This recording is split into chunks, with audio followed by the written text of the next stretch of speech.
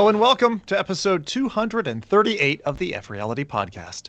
Sharpen your steel blade, unzip those protective cases, and hop right into your wellies. It's the wet season, and we are going to jive and catch up with the crew by hugging a buzzing nest of angry bees. Here's a quick peek of what's to come in this podcast. Jose considered moving to Japan just for better TV ads, but then 180s when Meta sent their spies. Plundering the ocean never felt saltier, so go do that in VR with a mod for Dredge. AR headgear is all the rage. We've got Nemo, Magic Leap, Visor, and others vying for your line of sight. What happens when games get better? Well, we'll all be the cast of WALL-E before long. You remember? Dive right into the hay and guts with a focus on both Assassin's Creed VR and Arizona Sunshine 2. And at the end, Jose gives us the chocolate-drizzled lemon slice of game releases for a lovely dessert. That means it's time for me to introduce our crew. This lass bought into my Ponzi scheme and has been giving the world a new look, through her sparkly AI-enhanced glasses. Halloween houses, boat tours, and a Diablo 4 showcase all came to life through this ghoulish gal's creepy coverage. Well, she's not playing Peeping Tom.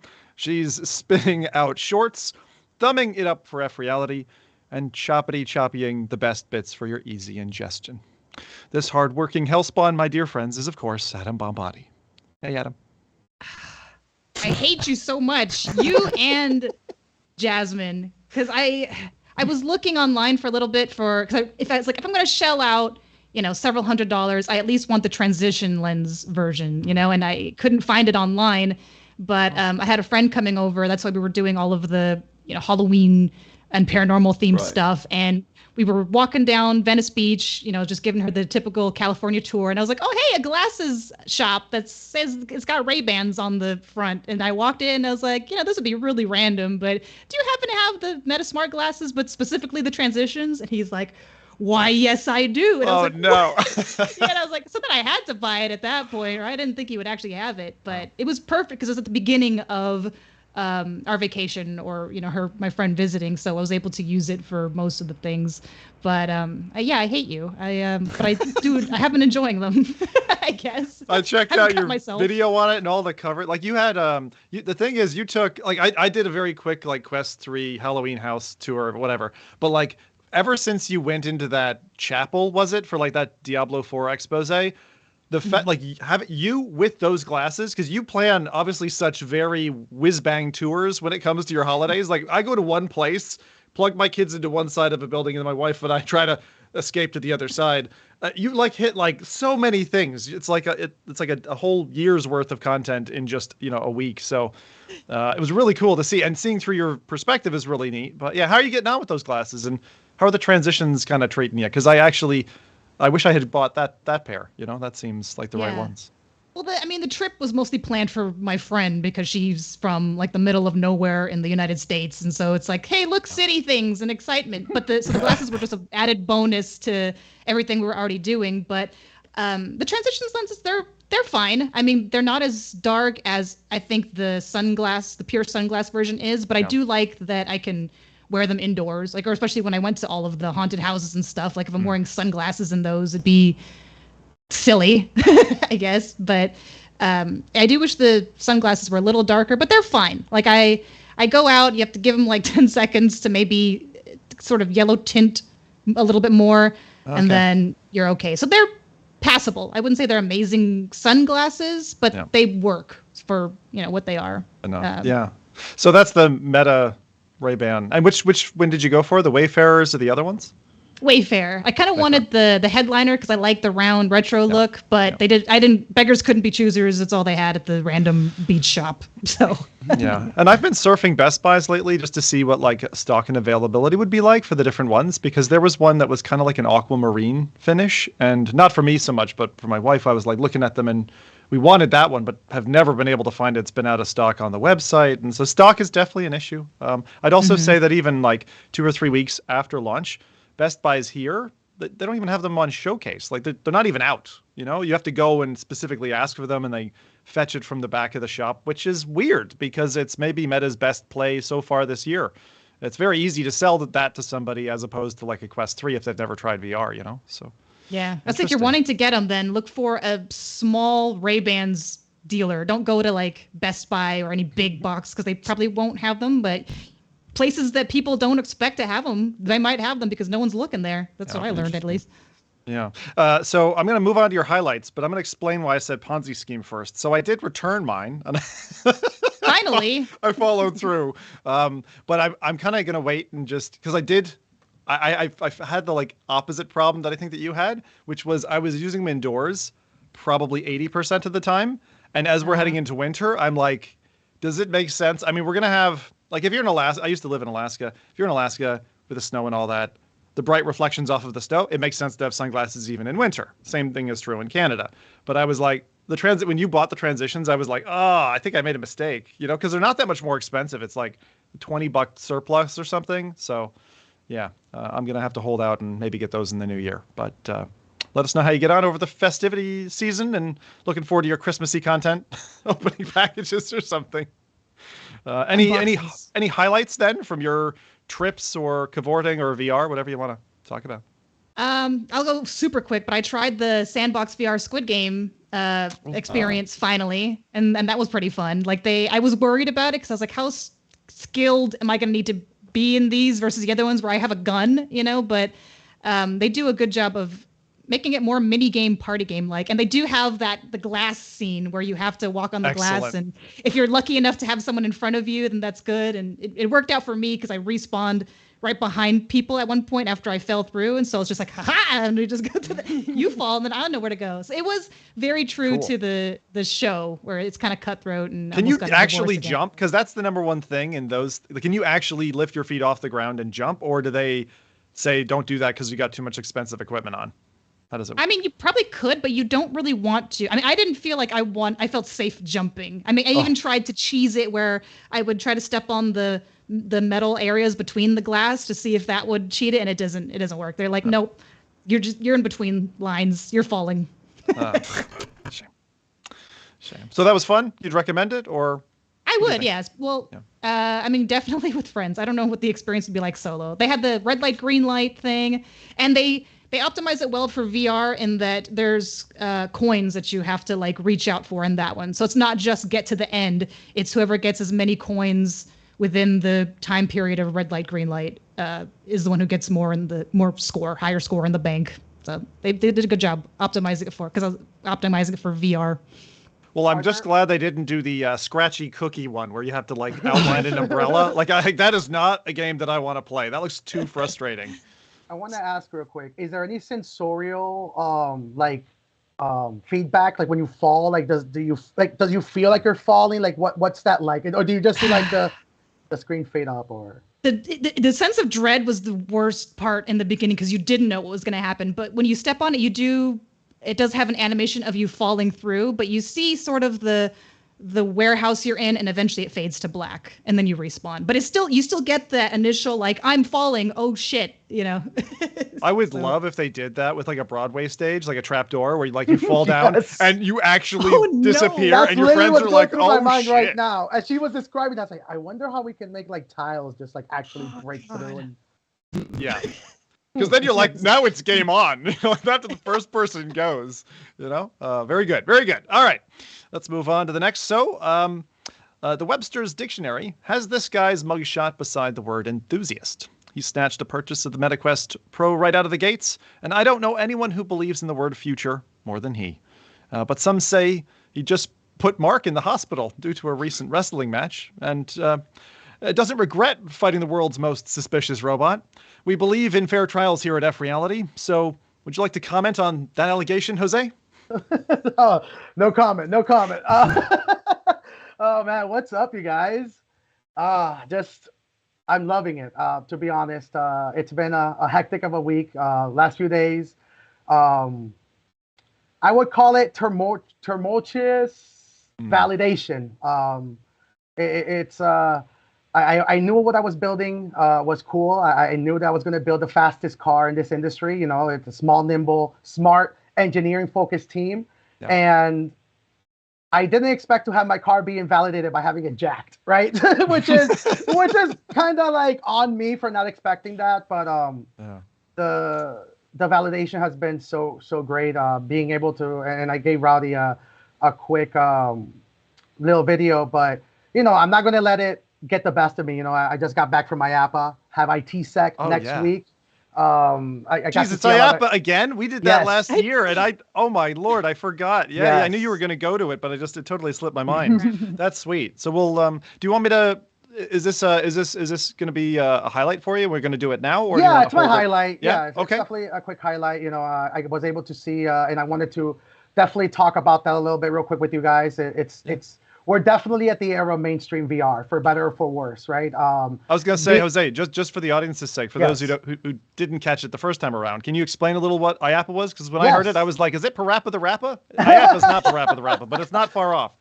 So IAPA stands for the International and Attractions Amusement Expo. It is all the conglomerates when it comes to location-based entertainment. They go and show up their next best thing, right? Water parks, lands, pool slides, laser tag is a huge thing, and virtual reality has been, chugging and fighting along since 2014, reiterating. Adam mentioned Sandbox VR. There's zero latency, the Void. So a lot of companies have been a part of this, and this year, it being my 7th year attending IAPA, this was the first year where I could say VR has gone official mainstream. Every single VR attraction that I saw there was not that exciting. It's the same exact VR that you see at home. That almost sounds like a dig or a jab, but it's actually a fantastic, great thing. The tracking is as great as we expect at home. That means that now there is the gloves are off when it comes to licensing and software experiences. So we're back to the era of, I compare this a lot to the arcade revolution when the Super Nintendo and the PlayStation were starting to become prominent, and arcades were kind of stuck thinking, wait, what do we do? How do we, compete with home entertainment? And arcades started taking it to the next level. That's where laser tag really became prominent. That's when all of these sensorial, VR and all that stuff. And we're back to that, square one. Not a lot of VR attractions, just a lot of the same stuff, but really robust, battle-tested of the same stuff. A good example of that is VR Agents by Sega, right? Sega, who is a well-trusted VR, or rather arcade company in gaming, they had their VR Agent arcade kiosk that I tried last year, and it wasn't that great. The tracking was off, and this year it felt like a brand new experience. And being able to see... Yeah, I've been so disappointed. Anytime I've gone to like a Dave & Buster's or you're always like, oh, I paid more. I kind of paid for the privilege, and they've got the content. So they had like a Jurassic Park ride or something else, but then you're like, the VR situation at home is so much better. So I'm glad they're catching up. It feels like arcade is like the medical electronics side of like catching up with tech. It just takes them time.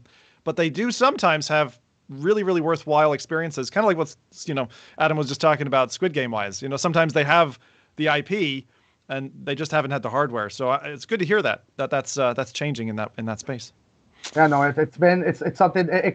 Like I said, being able to experience something like that and being able to realize, oh man, everybody's now going to be focusing on content more than ever. And then you see the companies that have been focused on, let's say, profit over everything, are now trying to legitimize themselves to work with the competitors that they were talking so much crap about 3-4 years ago. And now you see them doing these little conferences and assemblies around each other, trying to celebrate each other. And I'm like, oh boy, this reminds me of the Titanic scene when the band starts playing as it's going down. It's as a futurist and a tech loving enthusiast. They're cracking up for me. Yeah, that. Uh-oh. Is that better? No. It's kind of a static. It's static. How's this? This is better? No? Uh-oh. Don't worry about it. But it's one of those things of knowing that the industry is going on the right path, right? That the money no longer dictates the momentum. It's really the creatives and the people that are actually making crazy fun experiences. I don't Okay. think, Oh no! Let me. Hold for a second there, Jose. I'm going to move on to the next fella and just Yes. try to refresh your audio setup. Good call there, Rowdy. Thanks. And I'm going to go ahead and move on to this lad. This lad features front and center on this podcast thumbnail, and for good reason. He poured about half his life into Assassin's Creed game, and he claims his PhD was almost entirely based on the historic knowledge he gained from his time across the ages as a hooded monk. He's a time-traveling son of a bitch, so don't trust him if he claims someone else might have eaten your sandwich from the fridge. He's just too tricky. When he's not hiding in hay bales or pushing the envelope of human productivity, he's dreaming of a world with more plants in every home. It's our two-time Olympic champ and jawline model.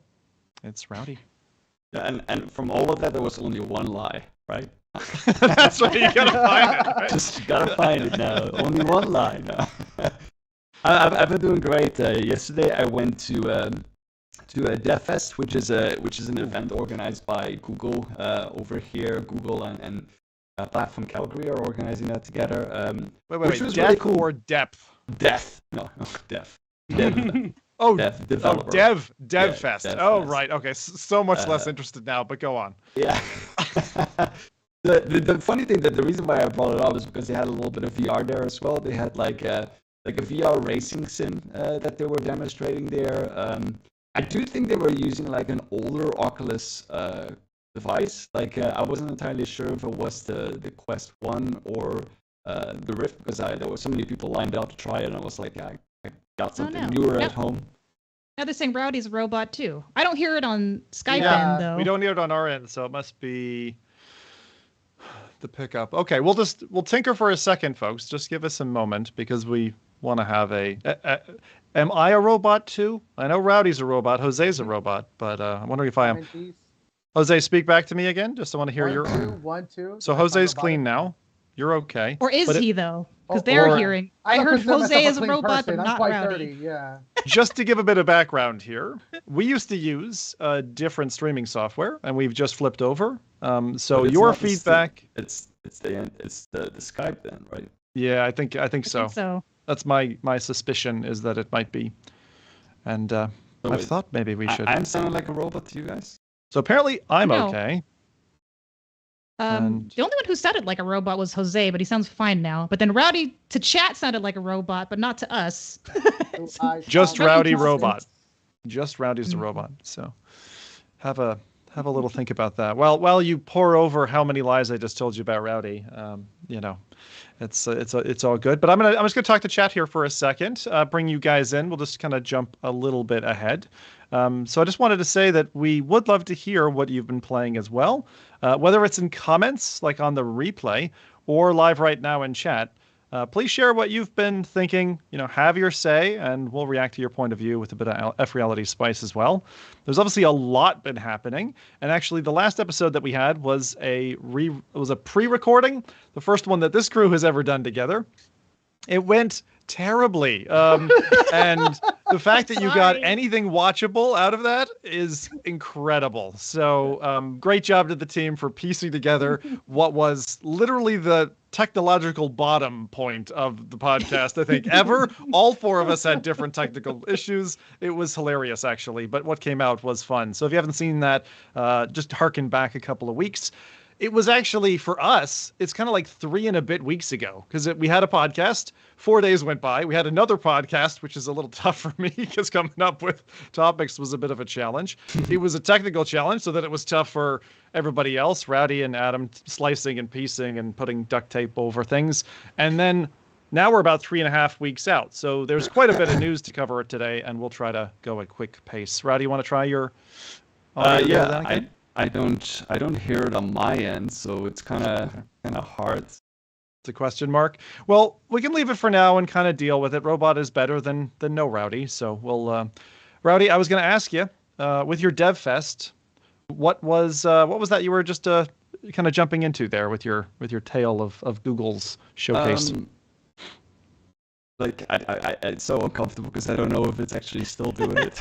It's all right. The reason why I brought it up was because there was a little bit of VR as well. And I actually I met a person and we were talking about virtual reality at some point, and all of a sudden he said like, actually my wife works for Rec Room, which is like I thought was so cool, because I mean we featured Rec Room so many times on this show as well, and to then actually go to an event and then meet someone who's actually from there as well is kind of awesome.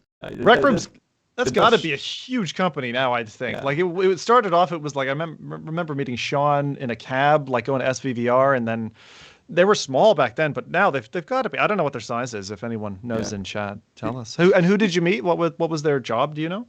No, I don't know what the job was. The only thing that I found funny was that because I was talking about there's so many people interested in buying my Rec Room account. Like I have like a lot of people reaching out. Yeah, I have a lot of people reaching me out on Twitter that they want, because it's like an original name, I guess, and there's no like numbers behind it, so like some people want it. Oh. But he said what it could also be is if you have like certain gear, like for example something that is really in demand is the raw data gear, and that is something that I picked up, back when Rec Room was, still small and was living off like, competition or trying to like get more popular because of games like Raw Data, which were popular back then. So yeah, and I have that gear, and he said that might be the reason why people are trying to buy your account, because they want that gear. Oh, that's awesome. Well, I know for the clip, I'm saying this for Adam's sake, but you need to say something sexy because chat thinks you're a sex robot now. So you got to give us one line. Wait, he's not? What's your hot choice? He's not. I'll make it sound even more crackly. Yeah. Cracklier the better. You can call me on 403 972. I don't know. That's another number. Thanks, Rowdy. That's not robot. Well, that is with that. Thank you for enjoying our sex robot Rowdy. And I'll see if I can fix my audio as well at the same time. Okay, sounds good. Well, I'm going to run into my highlight there in a second. But chat looks like they've been... I see Chris Richardson's been playing Demio Battles. That is absolutely one that I've been loving myself. Maybe talk about that a little bit later on. And my highlight this time around, it's very rare, that, especially after a 3-week time jump, that I would choose something that's not VR. But I'm going to pick a non-VR highlight because it's topical, and I'll come in later in the show why. But yeah, I had a lot of... I'll call them like medium hit notes along the way in VR. And the thing that broke through all of that noise, being a huge VR fanboy, was Steam Deck. Because it's not that I didn't have access to a Steam Deck before. I had, and I'd been playing with one as part of inheritance, unfortunately. But it is something that we got into the house maybe 2 months ago, and I was playing with my Steam library with it, and I was like, okay, that's all good. But then, honestly, Jose kind of put a fish hook in my mouth with emulation. And, man, I've been playing Tony Hawk on there. And I 100%ed both first 2 games. I didn't know that there was a 3 and a 4. And so just going back and hitting the grind on Tony Hawk brought me back to being like 16 years old again, man. It was like so cool. So, Jose, big thank you. There's a couple of friends in my life who are big into kind of emulation and that type of thing. I've never touched it. Kind of like, this is like pre-modding Skyrim, right? And then post-modding Skyrim. Like that's the feeling for me. So, I got super into it. Loved all this stuff. Was just like tinkering with how I could connect my PS5 remotely in the house as well with it, using a program called Chiaki. Again, more friends of mine kind of telling me, do this, do that, and realized how easy and how smooth and all that was. And then all of a sudden, out of the blue, Valve goes, hey, guess what? And they drop the news about the OLED. And we'll come on to that a little bit later, but man, that's been my highlight for the last, I'll say, month now, just in terms of learning that. And one shout out to our age-old moderator here, Paradise DK, who on occasion, I'll say once in 2 months, will ping me a DM and be like, check this game out. And more often than not, he's feckin' right. And he was right again. So there was an awesome game, which, if you can imagine, take Hades. Do you know Hades and how you get like the gods coming in and all that? You get these special abilities. And then mash it with Vampire Survivors and Diablo. The Bermuda Triangle of those 3 games. So Hades, Diablo, and Vampire Survivors is a game called Death Must Die. And it's absolutely fantastic. It's really awesome. If you're into those kinds of games, it just takes those, I'll call them time waster, like level up games to just another level. You're collecting gold like you do in Diablo. So you get that kind of like arcade feedback loop of like, oh yeah, more money. But you also have an inventory system from Diablo where you're picking up like swords, belts, all this kind of stuff. And that's the permanent upgrade part of this roguelite. And it's just that plus the Hades part, plus the Vampire Survivors part is like, holy shit, how did they think to put these three together? But it's as good as those other three games, but glued together. So does it try have it multiplayer? No, that's the one thing, not yet. This is still actually in beta, I think, but it's cheap. So go pick that up. It's so cool. So I've been plugging my Steam Deck into my TV with my whole Rumble setup and just fucking playing that with the kids, trading off lives. It's got multiple characters, just like in Diablo. Fucking, it's great. Try it out. So, without saying much, between those three games, like that's easily the best three-way I've ever had. So, thank you very much, Speedy. Keep bringing the goods. So Clearly not. What's your favorite implementation of emulation for like the Steam? Like, are you using EmuDeck or? Yes, I am using EmuDeck. Yeah. It's super easy. So EmuDeck and EmuStation behind that is the main. It's just so easy to do. And I ran across I forget the guy's name now, but he's like a retro games channel, and he does amazing videos, just immaculate presentation and explanation of things that you wouldn't even think to ask, but he answers questions. I'll see if I can pull out his name.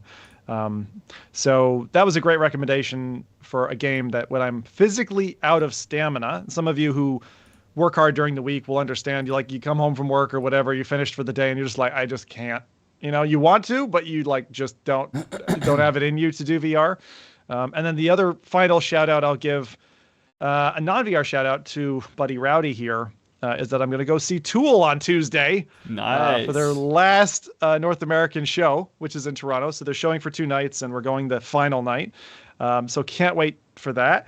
And picked up something that, for anyone else who hasn't blown their ears out yet, I thought I'd just show this off. This is a little teeny tiny little capsule with 2 ear protectors. They're like plugs.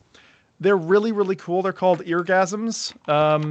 And what they do is they take the sonic footprint of whatever you're listening to, reduce it by 16 dB without you sounding like you got earplugs in your ears. Like, it's really weird. My wife and I both tried these, cranked our stereo system to maximum, the point where like it would be painful to listen to test them out. And we're still able to hear each other talking perfectly at like room level. We're still able to hear the content perfectly.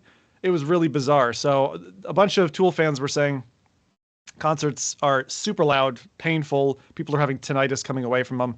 Plug your ears. And so pick those up. So those are eargasms in case anyone else has that in their future. Yeah. Cool. I never thought about it. Yeah, I've had those like custom molds which have a very similar kind of thing, because you have like decibel plugs in them. But you can still hear, like, because I used to, with the bands that I played in, I used to use those for like rehearsals and stuff like that. And they were like brilliant because you can hear the voice so much better.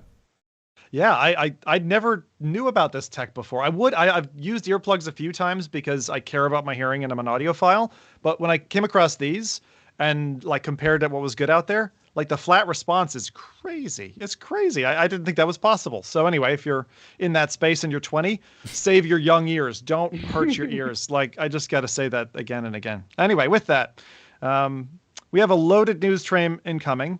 But first, let's bow down to the Alpha and the Omega. And that is this week's sponsor for FReality. It's one you might not have heard before.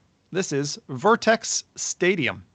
Sounds like Pokemon Stadium. It's Virtex Stadium. In short, it's a virtual arena where you can watch competitive esports games as if you were there in an IRL arena yourself. I've actually never been to one of those. I always see like videos of like, Koreans surrounding, a giant stage and they're just all going crazy around some esport. And I've always wanted to try it, but there's never been in my area. So this allows you to, from the comfort of home, go in and have a multiplayer experience. You've got proximity chat there, so it's easy to chat with other people if you like. It actually works on both in VR and on desktop in case you don't have a VR headset. And it's free. That's there on Steam. So you just have to opt into the experience and you can get right in. The way it works is, and I'll give you an example from 2 different titles. They've got kind of Counter-Strike and League of Legends, and there's games that they're building for. They do a bit of what I would call injection. So they do a 3D recreation tech on the actual game itself. For example, what we're showing off on stream was they did this for Counter-Strike Go a few months ago, where they had the level like DE Dust or whatever popped up, outside the map, and you could see where the players were running around. At the same time, on a large kind of cinema screen in front of you, you're there in the audience, and you're looking at the action happening there up front on screen. So definitely, this is something to check out. They've got an upcoming League of Legends World Champ that's also happening, and I believe the next one is tomorrow on Sunday. So check that out. There's a link in the description. You can jump to Steam, grab the copy of the client, and that is Virtex Stadium.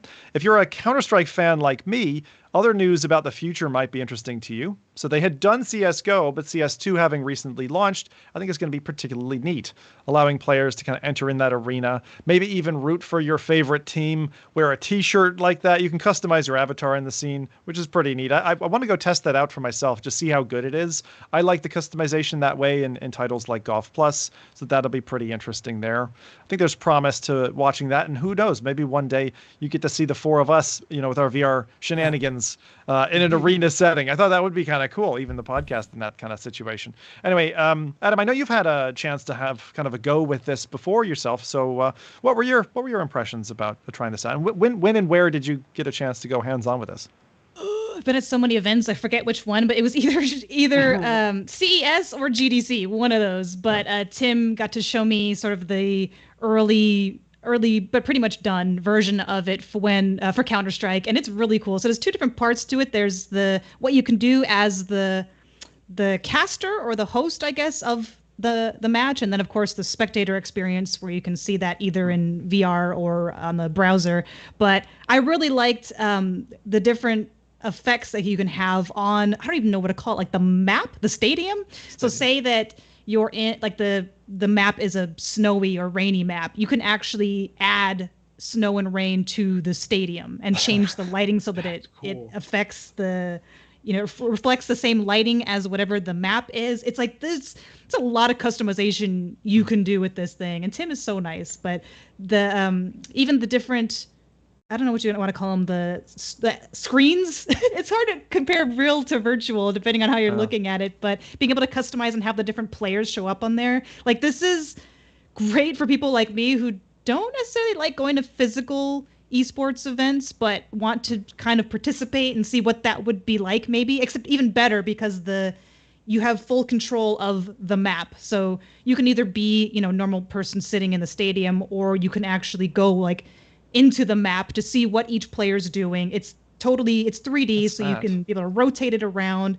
It's like when you see those. How does that work? See, and that's. I didn't make it. So from a Counter-Strike perspective, if you're looking at another player, are you seeing a 3D player model run down the map? Like, is it? Yeah. Yeah. Wow. You'll actually see. I don't know any player names, but yeah, you'll get to see where all of the teams are, like their physical representation of them. Like it's these Counter-Strike. They're either you look at a terrorist of somebody, and you can tell where they are on the map. You can either view them from like an above view to see them all together. Bird's eye view showing the full map, right? Showing the team kind of how the dynamic is working. That's so cool. It's crazy. That's so neat. So that's neat. As I said, it's free if you want to check it out, right? Something coming up tomorrow. So pin that in your calendars. I'm looking forward to this because we had this kind of implementation, and I don't remember the name of them. They would be a competitor if they hadn't died, but there was another product about maybe 3-4 years into VR's kind of new era with the Rift and all that. And they used to put players into the game, like, for example, virtual simulators and stuff like that. So it's been, this section has been unfed for about 3-4 years. And I'm really keen to see if now with VR where it is, it can latch on and really thrive. So that's Virtex Stadium. Thank you for that. And I know that Jose has donned his Superman outfit now. But we'll come back to Jose in a bit. And with that, it's on to the news. Hear me okay though? Yeah, we hear you just fine. So yeah, you're good. It's something going on with my camera. It keeps like crashing it. So I will stay here in spiritual form as a Skype logo I unsheathted my mask with Skype That's all along, right. guys. Explains a few things. All right, so we'll go with that. All right, so in the Sony camp, starting us off, I took on Adam's recommendation and went chomping down rats like peanuts at a ball game, and found myself in Vampire the Masquerade Justice. But honestly, I found myself really frustrated with the game, and I'm wondering if it's just me. So, Adam, you gave us some impressions last time.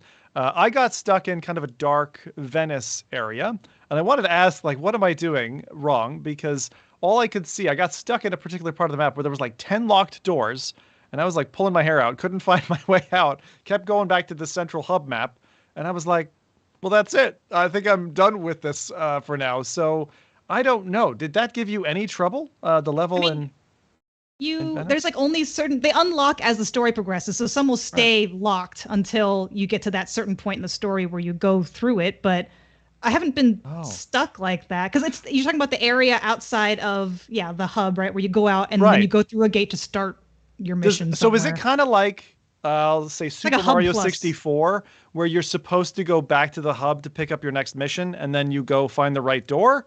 Yes. So you go back, right, talk to the Nosferatu. He tells you some stuff, and then you go to somewhere else from there. So maybe you skipped around somehow, or you just got lost, or something happened. My game bugged a little bit as well, because there were chains on doors that would just hang there, and the door would swing open, and I'm like, I don't think I'm supposed to go through here. So I'm gonna go back. I'll revisit it, but it was fun for what it was. It felt very limited as far as I had gotten. So I know you gave us some impressions last time. Did anyone else get a chance to play Masquerade? I'm just curious. Jose or Rowdy? No? Okay. So we'll leave that one for now. I'll come back when I get a little bit further. But thank you. The Super Mario thing was just clicking as I was asking you the question. And I was like, maybe that is it. He's not a very hug-friendly guy, Nosferatu. You kind of try and give him a hug and he disappears. I was hoping I'd be able to give the old guy a little huggy. But no. So that's that one. Second up, we had a big in the PSVR 2 space. We had a big patch for Gran Turismo 7 on PSVR 2. I wouldn't normally talk about it. They have patches on a regular basis, and honestly, they're not much to write home about normally. But it's not often that we get a brand new track. So for anyone who's like a GT7 fan, I want you to load your copy up, go back, get your headset on, and go drive around in the snow. This is like a totally new aspect of GT7. So you have to purchase snow tires for every vehicle that you want to go on this map. It's not a big deal for a GT7 fan. You know this if you're going in the rain or the wet or whatever. There's like 12 different types of tires, and you have to buy different tires for every car. The permutations are insane. Anyway, newly, they brought in a Canadian map. So again, I have to shout it out. Hey, Captain Canada. It's Lake Louise. And I have to say, it's crunchy snow. Doesn't feel like gravel. Doesn't feel like dirt. Feels really cool. It's not powder. But it feels, at night in particular, the lighting feels like a snow disco or a ski lodge. It's just really neat. Like purples and pinks like all over the snow as you're racing around. So that was super fun. Actually, Lake Louise in a totally different type of map.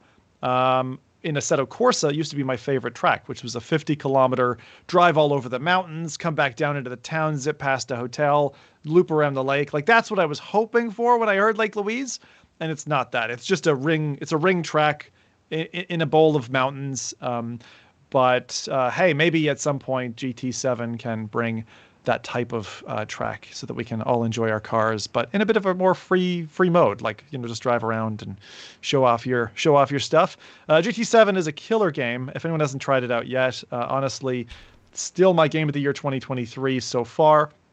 Wow. And only because I can't give that award to No Man's Sky, because it was only content patches that allowed No Man's Sky to do what it's done to my life more recently. So that's GT7 and a little bit of PSVR 2 news. On the meta side, for what can only be described as our VR Disneyland, a place where everything feels a bit nuts, feels puppeteered by animatronics, and you can't really trust what you see with these guys. But it's a great ride, and that's where you'll find families. Just keep an eye on Mickey Mouse, or he'll pickpocket you, no doubt. First up, we have a pair of off-the-wall meta ads, which the crew begged me to feature, to my chagrin. My wife is learning Japanese and knows to go into another room when she's doing so because I do find it grating. But hey, here it is. Meta quest in high-pitched anime girl voices. Insert loud sigh. These are crazy ads. They had great Resident Evil ads. Which one of it was you? Which one of you told me to do this? Was it Jose or Adam? One of you. Me. Definitely Adam. It's yeah, they do great game ads, but I think maybe because this one's Horizon, it's not. I mean, I don't know. I love it. Someone translated some of the comments for me, and they were also not. They weren't great. They weren't very positive about this ad. Going from an anime girls to maybe the Horizon avatars are trying to look like anime girls is just so. But it's very strange. One, I mean, I don't know what is up with the art style, but like one of the girls looks like she's not even wearing like anything under her shirt. Like, I mean, look at this. One of them was lagging even. The first thing I was like, oh my lord! Wait, what's going on here? Jesus Lord! Kind of awkward to have this in an ad with like the dark spots here. Meta. I don't know, meta. Yeah. Oh my lord, Rowdy. Kind of weird. Jesus, I didn't see that either. Yeah. I didn't. It is weird. It is weird. So that's the first one, and that's not even the only one. There's another one that released recently as well. So there was a Samba de Amigo trailer. I still haven't played that. Where there's another person who's presumably a Japanese lady. She's properly shaking her stuff with those colorful maracas in this music rhythm game. Euphemism? Why? You guys are all nuts, but like, why do you want this? Why do you want us to show off these ads? I mean, I think the Resident Evil one was cool. When they did the live action one for like, when they had the not Day of Defeat, what's the thing I'm thinking about here? Saving Private Ryan style beach scene, Saints and Sinners. They did all that kind of real, like cinematography, looping then into Population 1. Like those ads last year were amazing. Paramount, really good. Hats off. These scare me. These really scare me. I disagree. I think if anything, they should triple down on this style of advertising. Because that's what VR is. Like that's like when you just said yourself, it's like Disneyland, right? So like when you think about it, like the problem with even the ones that you mentioned last year is that they try to take too serious the fact that you are being transported to another world. Like if I'm gonna be transported to another world, it better be crazy balls out, monkeys with maracas. I don't think that's it, Jose. I think what I think this is. This is the same ad style they were using for the Wii Move, like I was called Wii, right? The Wiimote. That was it. Like and you had all these crazy ads as well with like these kind of shaker things, like people dancing and like this kind of stuff, and like I mean it doesn't hit for me, but yeah, it definitely worked for that. It definitely worked for that, and that's a specific market. It is closer to what you actually get, right? It feels like the 2022 ads, and it plays like the 2023 ads with crazy screaming anime girls. I mean, have you played like we? That's one of the biggest pain points for us, but it's actually like part of the culture of VR is the screaming, screeching kids, right? For better or for worse, that is the culture that VR is going to enable, and that's. They fully understand that. I genuinely believe that what's stopping like mass adoption for the younger kids in at least the nation in US market is that they're not doing this type of marketing here. It's very serious when you look at the Population one, the Resident Evil ones. It's maybe that, and that's where I start thinking about it. Maybe that's the reason why Grand Theft Auto isn't going to be. Maybe not going to be brought up for the quest, because how would that trailer look like? Are they going to show a guy like shooting somebody, stealing a bike, backing over a dead prostitute? Hell yeah! Exactly. Oh God, that would be. So how do you show that in a silly, funny way? Think of the original San Andreas trailer for that when it came out. It was the Guns N' Roses Welcome to the Jungle. They show a guy, with a rocket launcher jumping off a building. That's a good point. That's how you got to show off VR. I don't know. You know what I love? For me, they need more Ozzy Osbourne in the ads. Like that's. Listen, I don't know what's going on with VR. I just saw another VR trailer with Ozzy on it. I think honestly, I will never, ever, ever speak ill of Ozzy Osbourne's involvement in gaming or technology. I get it. Never. I thought you did. I thought that's done and dusted. Like, no, man. He owns the VR industry. I think I You forgot should get him for games Reboot there. Imagine. It should, right? Just get him to just like VR. The shack of VR. Okay. Deep breath. Moving on. Definitely. Anyway, so you did spring something in my mind though that I wonder if, like they've been absolutely blatantly copycatting off of Apple for their marketing, are they now turning, given their focus really is on console, are they just cloning what Nintendo used to do? I mean, it kind of looks like that. It really does. But on to more questionable material. We've all done questionable things for either exposure, viewership, or just to entertain those watching us, or for ourselves, because some of us like a little tittle. But there are limits. So here's a kid, I'm just going to show in a second, who brought his Quest to the airport and decided it was a good idea to shoot virtual enemies in this setting in a bid to get showcased, I don't know, on NBC or daytime TV. When I saw this clip, I texted Viper and I said like, did you travel anytime recently? Because this would be so hit. I mean, this happened to him. Like, you guys know that he got booted out of the first Meta Connect, right? Because he was carrying swords. The knives, the swords. And also, not long ago, I remember he was in the Irish Times or something, because he had done a really graphic video. Yeah. And do you remember that, Rowdy? Like, he just, oh my God. Yeah, I thought this was Viper as well. But. He was in the New York Times indeed, because he had pretended he had PTSD. And he was playing Onward, and he was like acting that out. I love this. Oh no! I love this so much. Yeah, it was hilarious. I think he's using controllers versus like gun hands, I guess. And he could be playing anything as far as people there know. But if only they knew. No, that's the thing. And so the problem for me isn't that he tried it. I love crazy experiments and stuff. It's just when. This is like when, a Magic the Gathering card gets to the PTA member and they're like, oh, it's got demons on it, shut it down. Yeah. It's the perception from outside parties of what VR means and what VR users are going to be doing.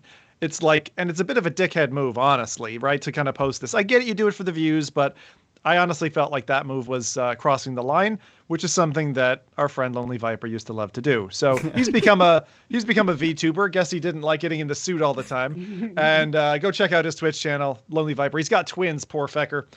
So his life changed. Was he in the middle? Was he actually in the outside an airport or like in an airport? He's in it. He's in an airport. That's wild. Yeah. I wish he was like on the floor, like pretending like he just got shot. Like, tell my wife and kids I love them, or something like that with the VR headset. But there's been loads of this kind of stuff happening ever since Quest 3 with its video pass-through capabilities and recording. There's going to be more, and I guarantee you, when Apple Vision Pro comes, people are going to be doing this again. So I feel really bad for people who are in the service industry, baristas, all this kind of thing, who are having to put up with headset folks. What if there's going to be a ban on VR headsets? I can't wait for the... So this is what you're going to do. You're going to buy, it's called an ultra bright wide light bulb. You want to make sure that it's infrared coded so it can disrupt tracking. You're done. So it's like one of those sonic noise generators for insects, which old people install in their homes, but for VR headsets. So when they walk in, they're just flooded and they can't operate. Still, there's someone going to die. That's definitely going to happen. Someone's going to get shot in the US because they were thinking that he was. That's definitely going to happen. Yeah, I do think so. Yeah, something. No, I don't think it's going to be that. I think there's going to be a traffic accident. I think someone's going to be an idiot in a car, put this up, and I hope they don't hurt somebody else. And so, I get it. Do the fun, crazy experiments, but not risking others, please. Mm-hmm. Okay? Anyway, I wanted to wrap up the meta section today with a spotlight on a particularly emotive topic, Quest for Business, or as I would like to call it, Facebook Imagine. Upload shared an article which highlighted a mass device management offering with a support model for 2 modes at a really cheap price. So individual mode for $15 a month, which supports Microsoft Intune, VMware, Workspace ONE, and Ivanti UEM. So for those companies who would like to give a headset to a user like a laptop. And then there's a shared mode, which is more of I'll call it like a convention center offering at $24 a month. Which is device management and allows the administrator to control everything on the headset. So if you just want people to play one device, like at a trade show, for example, or mass user training, say you're Walmart and you want to train all your employees, you can just control everything about those devices remotely through a central hub, which is pretty neat. We saw this actually at the last Oculus Connect, and I do mean Oculus Connect in 2019. They were showcasing this type of thing, but finally it's popped up out of the woodwork. They've obviously been tuning and working on it for the years, and out it comes. The interesting part about this is the support model, and I'll definitely ask Jose to comment on this part, but the support for them that they're offering is a 24-hour SLA, which is support tickets. So you send them a ticket and say, hey, XYZ isn't working. They'll come back to you within 24 hours on the lower tier. On the Support Plus tier, which is a bit more cash, it's a 4-hour SLA. And so that service level agreement means they'll come back to you in 4 hours and are available during the weekend. Honestly, if I need help, I want you to be there right now. I don't want to be waiting around for you to come back with a ticket. I don't care the price. Like, I need help. I need help now, right? Like, I'm not waiting to have the showcase be done. Can someone clip that? I need help. I need help now. Adam, no. Help now. No. But I know this is near and dear to Jose's heart, his business, right? And so I just wanted to understand a bit about, because I don't know, right? Like, we've had our intros a year ago. We've talked about it in passing, but this is an honest interest. Like, I've seen Meta try to do this kind of thing kind of before. This is a new coat of paint for them and a new offering on their like application management hub. But then on the support side, that's new from what I've seen. I haven't seen this before from Meta. Your business doesn't operate far outside of this space. So I'm really curious to hear kind of from the heart, like what your business does and offers, what Meta does and offers, what you're reading into this, and how those two compare and contrast. I would just be really curious to know. Yeah. First things, Meta for Business is what you call a mobile device management that's focused on headsets, right? So these have existed for laptops and other enterprise-tuned electronics, right? Like your phone, like if you get a phone corporate, you can't, download Netflix, for example, or use internet on it. So that infrastructure is now viable for virtual reality because we are starting to see a lot of enterprise focus activations. You mentioned conventions where people are doing product demos, and the last thing you want is somebody to go into the Oculus menu and open something else when showcasing software. These tools have existed, as you mentioned, since 2019. Meta has been trying to figure out reiterating, dropping it, reiterating, dropping it, trying to figure out how builders and the people who are showcasing this or managing these devices have the right tools to do so. That's something that competitors have existed. There's one of our partners at Reboot Imagine called Arbor XR. Arbor XR is actually one of the leaders doing this. That have been doing it probably longer than anybody has doing mobile device management before VMware One, fully integrated with these platforms. But they were having, and Arbor XR was having a similar issue that Meta was having, is the tools, although they're robust, they still need to have, let's call them power users that understand this infrastructure, that understands the tools, that understands how to take these to the next level and being able to create, actual robust infrastructure for the people that are going to be showcasing software. Because when you think about it, they shouldn't be also figuring out, how to start the games, how to close it. There's a lot of variables there that are very important when you're showing something for the very first time, right? So that's something that Reboot Imagine, and I fortunately figured out very early on because I come from the arcade world, right? So I've been dealing with operational, enrolling into the headset and the unrolling of the headset when they're done with the experience and making sure they had a good time, because I'm fully aware that if they had a bad time, they're not going to try VR ever again, right? So figuring that out through all that data, reiteration, talking to clients, getting that feedback, I was able to figure out how to, let's say, build a perfect Trojan horse for mobile device management, and it's through managed service providing. right? It's to make all of these tools and infrastructure seem like magic, right? So I am the AI. Yes, all of the tools that exist, but we're going to manage it for you. So now vendors or conventions, they're going to show off software. They call us and say, hey, we're going to do an activation with 40 headsets. We want to make sure that only this launches and closes. Nobody can, manipulate the software. And now they get to focus on the showcase, right? They don't have to focus on the technology. They don't have to focus on, tracking. If there's any issues, we were able to, reset the headset, wipe it if somebody steals it. I was right? going to ask you that because that's a corporate, again, from a corporate security or trade show perspective, you might have stuff loaded on there that's sensitive. And if a wireless headset walks out the building, wipe it what do you do? Yep. Right? You can't leave your booth because you got 7 other headsets sitting there. Someone runs off with a Quest and you're like, oh, shite, I'm screwed. So does that mean, what was the software stack that you mentioned?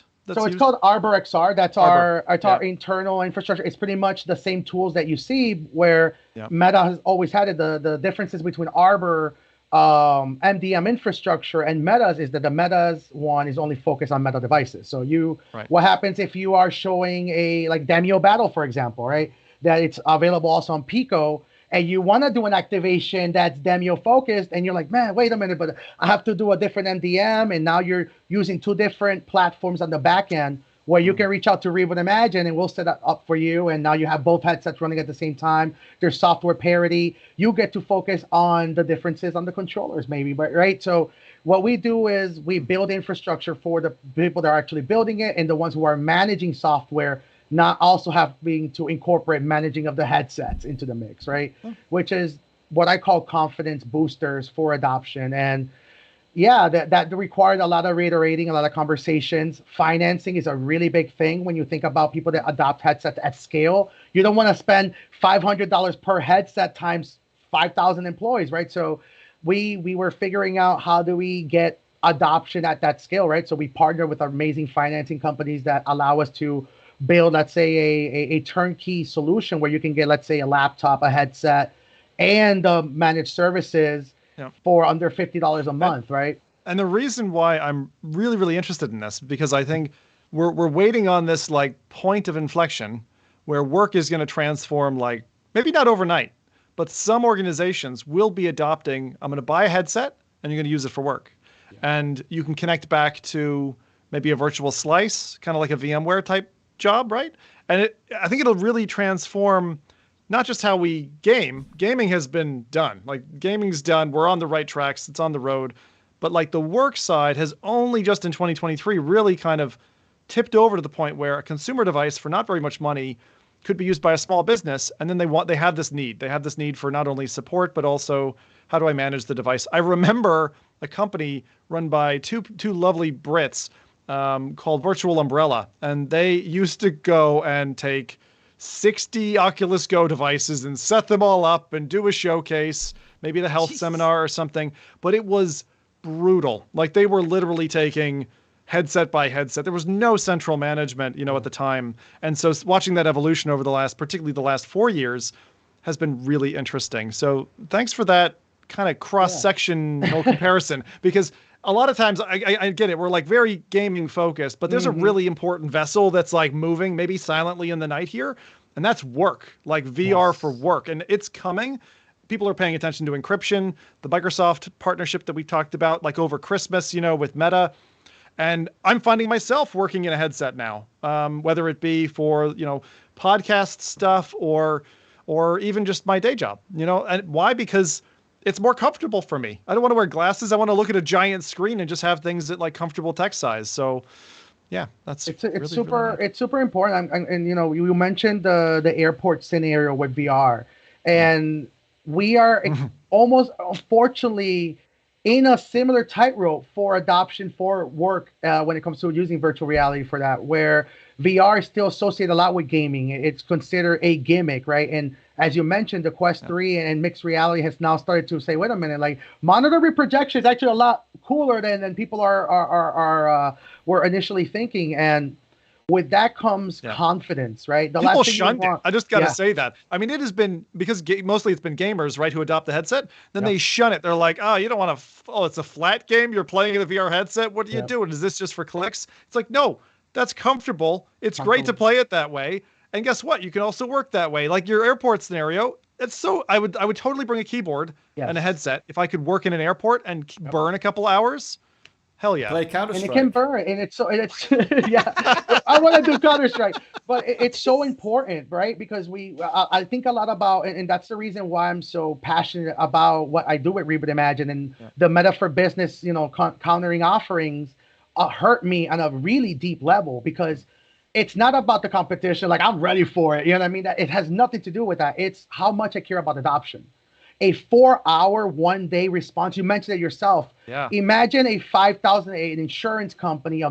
I can't talk a lot. We'll talk a little bit more about that next podcast, because I have a really cool announcement. But I'm working with a very, very large medical institution that's thinking of, it's having these amazing conversations, and they saw the Meta for Business offering, and they saw the 1-day, 4-hour, and we were like, 1 hour or on demand? You let me know. And that's the right confidence for adoption, right? That we often forget the importance of being able to have reliable technology. And maybe because we're in gaming, we often don't think about that. But think about it happened to me. My webcam stopped working when I'm doing a podcast. Imagine that happening when you're having, a $1 million negotiation or whatever. There's a lot of infrastructure that's required to build confidence. And you just said confidence, and I just read in chat, Thomas McNostril said, waiting to see a steel foundry worker or lathe operator working in VR. I don't want to see that. That sounds so it's hazardous. happening. It's actually happening. We're seeing remote robotics, that's going to become a really big thing. Shout out to OpenX, who's going to be at IT. There's a lot of momentum in that world, and it's so important, especially us being gamers, the people that understand this technology. And I was having a beautiful conversation with Jay Dunn from the community, and one of the things that I keep reiterating is every single person that's in the VR industry right now, as an enthusiast, whether you're just actively gaming a lot, there's going to be a moment where you're going to start seeing a beautiful line on job descriptions looking for people with VR experience. Yep. Mm-hmm. And all of a sudden, that little line that even if you're just gaming, it's going to become a very lucrative thing. And it's going to make life video games, right? That's something that people don't often realize is we're about to enter a world where everything's going to become accessible. Nobody's really going to have an incentive to want to work.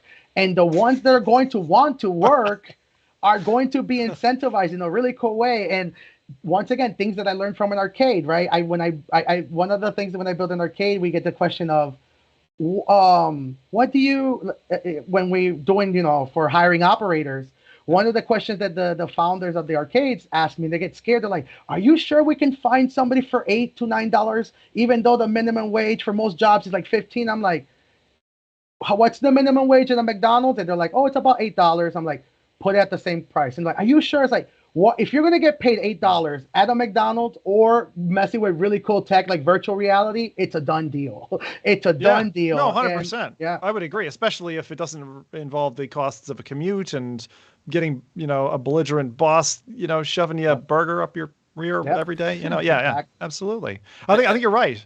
I do think that, like, as we solve more and more problems, we also create many more problems. I don't think that there's like going to be less of an incentive to work per se. I think just the problems will likely change. Usually what has happened so far is with everything that we solve, we generated 50 more problems, or and you see that as well with just computing in general. Computing was going to solve everything, but it just created so many more problems that we now need to solve. In a good way, of course. It's technological, like mental health, and it's exactly. I think Rowdy, to your point, because I fully agree with that, is that's why passion is needed for the people that are figuring this out. Because if you love this, then you can have the difficult conversations, right? Because when you are in it to just make money, you're going to obfuscate the truth a little bit, and it's going to hurt you down the line, right? Mm-hmm. I think a lot about remote work, right? The reason that investors and giant companies don't want remote work to happen is because they don't trust their employees. They just don't. They don't. This is going the route that I'm here grimacing in the seat, going exactly eye tracking, Yes. Meta central coordination. Yes. Oh, now I have a productivity chart for all of my employees because they're looking through a headset, and it's coming. And that's the terrifying part because they're giving it for free. They're not even bringing that into the conversation. We're having those conversations. Like I said, I talked to a hospital facility, and we told them, it's like, hey, with this, you'll be able to actually know when an employee is actually working, not working. And you know that. Dude, you have to. You have to have that. You gotta. But there's no way. There's no way. Like, because I mean, I myself can already figure out how to ensure that those kind of things can't track me. Like, you can easily, if you have a little bit of coding skills, you can easily, like, I mean, I see people on like videos, like pretending that they buy like a mouse scroller that automatically I'm worried about scrolls Meta. the mouse. I gotta be worried about Rowdy now, man. But like, eyes out, they can't track you. Like, it's fairly easy, I Rowdy. think, to fool those kind of systems. Yeah, no, they are. But that's the exciting part is that you need engineers in that conversation. You need passionate because you're right. But I think, like, I mean, regarding the conversation of like, a minimum wage and just making the job more interesting, that for sure works. But if you want people to stay at your company, then, because I often see, like, for example, remote work being offered as a benefit. It's not something that comes with the job, or it's not something that is required. But it's more like an incentive to stay.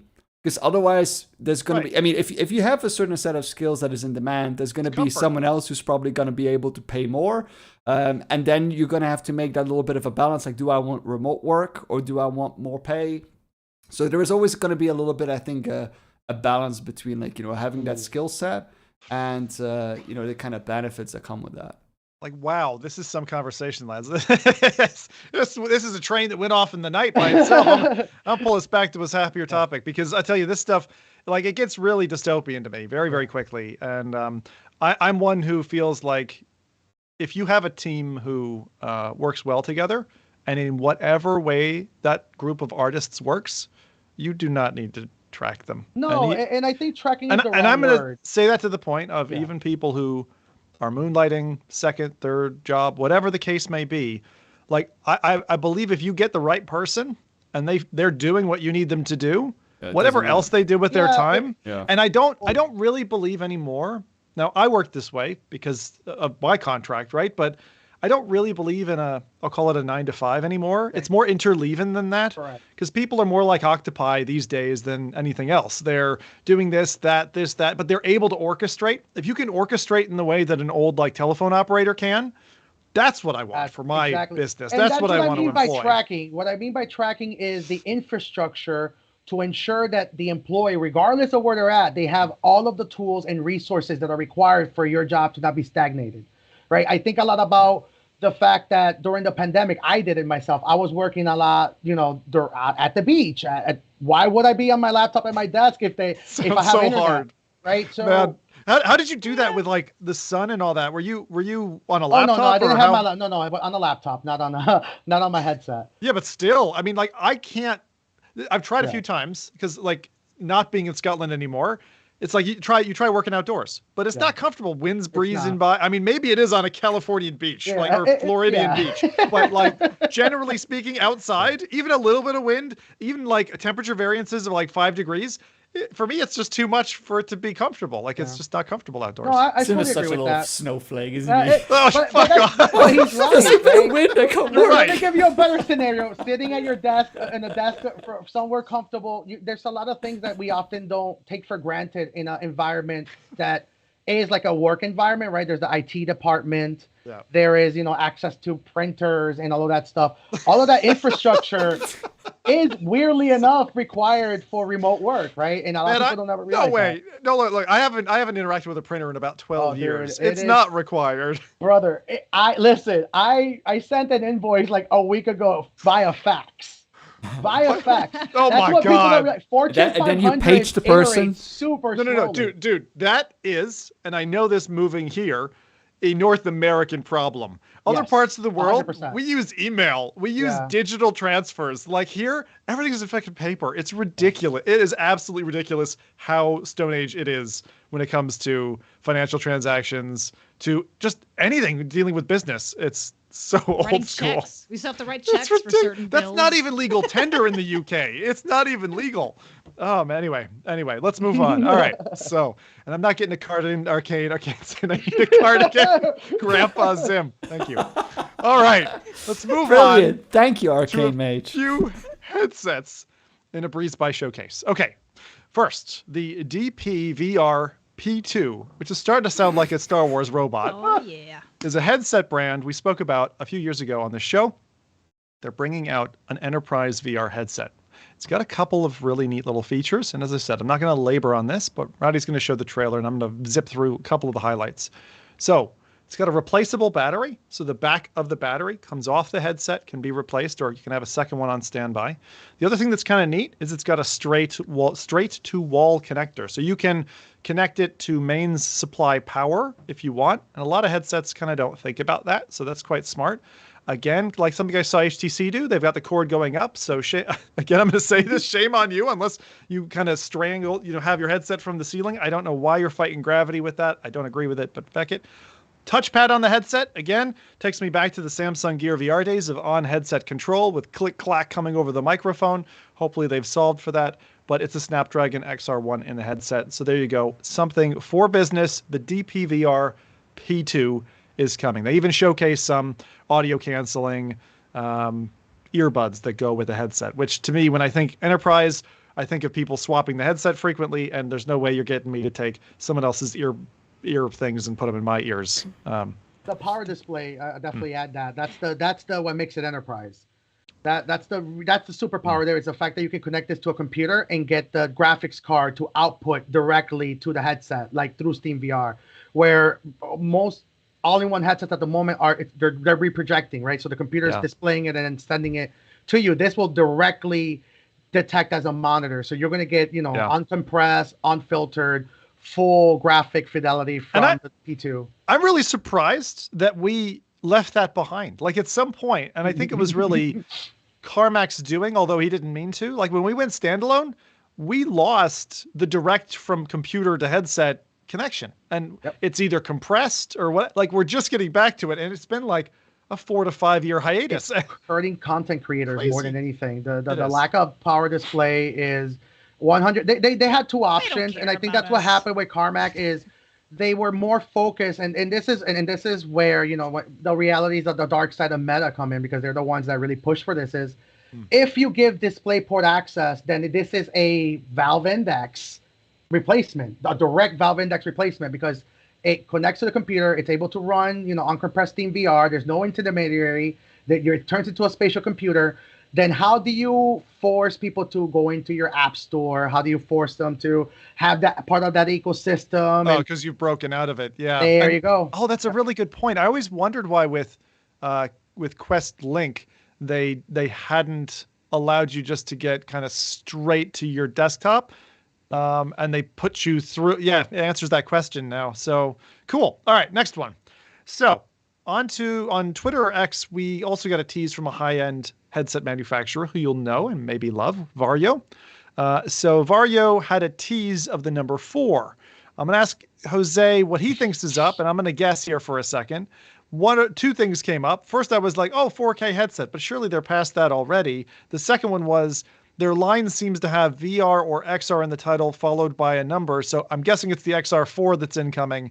And it looks like, from the image, a small form factor, kind of like Big Screen Beyond. If that's the case, then count me as excited. These guys are known for high cost, high resolution, simmer ready headsets. So as a driver who likes, his PC VR, you can sign up and go to their event. That's 27th of November. So by the next podcast, we'll know what this is. But Jose, what about you? What do you think this is? And why are you excited about it? I saw you chime in there on Twitter. I'm really excited. I've had conversations with Vario. I don't think I'm allowed to talk much about it. But no. I will say this. They're paying attention to all of the growing pains of mixed reality, what made Vario stand out with the XR3 was that they were doing cloud rendering mixed reality, which is over the internet, you were getting like a second buffer of fidelity, making it, the graphics in mixed reality look much more realistic. All of that algorithm, one of their engineers told me, teasingly, that that's no longer required to get the same parity as the XR3. But they're still going to bring it to the table, which means that we might get XR3 graphics on the headset, and then with cloud rendering, it's going to probably take this to a whole different level. I talked to them a lot about, they wanted to know a little bit about my skills and the people that I know in the space with wireless streaming technology. I don't know what that means. So they could be looking into that. I'm just excited. Sounds keen. So maybe we'll know for next podcast, or we should by then. Yeah. Okay, next up, a little bit of software for you. So I wanted to tease the Aces of Thunder devs. This is the War Thunder devs, who is Gaijin Entertainment. They're a Hungarian company. They're due to release in 2023 still, and they've been teasing Aces of Thunder, which is a dogfighting kind of World War II style simulator, which looks pretty cool. Now, for those who don't know, War Thunder used to have a kind of a shitty VR implementation that you could play War Thunder in. You could turn off all the HUD and all the modes, and you could just fly around. And it was really hard to find another target. You're like, wow, this is what pilots have to put up with? Looking at pixel level, zippity flying around and try to gun him. So I'm really excited for this one. It's coming to PSVR 2 and other platforms. Probably would want to play this on PSVR 2 for the colors and the kind of feeling of being there. The presence that comes with that OLED panel is great. So Aces of Thunder. Yeah, I'm curious. We haven't spoken about Sim from a flying perspective. Are any of you, I know, Rowdy, you did some of this with some friends in VTOL a while back, right. I think. Yes. Right? But that are any of you flight simmers or keen into this, the throttle and stick stuff? Next week. Crashing. Next week. ITSEC, the simulation and immersive event for the public sector. I have a demo with Lockheed Martin that's going to be showing some of their simulators. Yeah, I love going to ITSEC for that reason. It's, if I'm going to look at simulations and flying simulators, I want to look at the top of the line, right? And ITSEC is where I get to play with all that cool stuff there. OpenX is going to have I forgot the name, their Stingray technology. They have like an underground submarine simulator. Ooh, that sounds so cool. It's going to be fun. I'll get some video. Some companies are teasing excavation robotics, right? And these are all piloted by VR, right? That's the exciting. So you can go dig a hole through VR? Subterranean warfare is actually it's actually it's not boring. Yes, it is. No, it sounds awesome. It sounds really good. Oh, dude, it is like when you hear these people talk. And I don't want to scare a lot of people out there, but when you hear if you look up subterranean warfare, there's actual companies out there that are now talking about having these robots that they act like moles and they dig holes around houses and they can collapse houses onto yourself. You could collapse a whole city, just detonate something underground and oh my lord. Yeah. And how do you defend from that? How do you defend from the mole? Oh, wow, man. This is a great action Cloud game cities. that's coming out. No. There's man, you're making me see. I don't like talking about this kind of stuff, but there's actual gases so the robot that I saw digs holes and it spews out a gas. I forgot what the gas is, but it's a gas that makes it makes you feel like you're choking on air.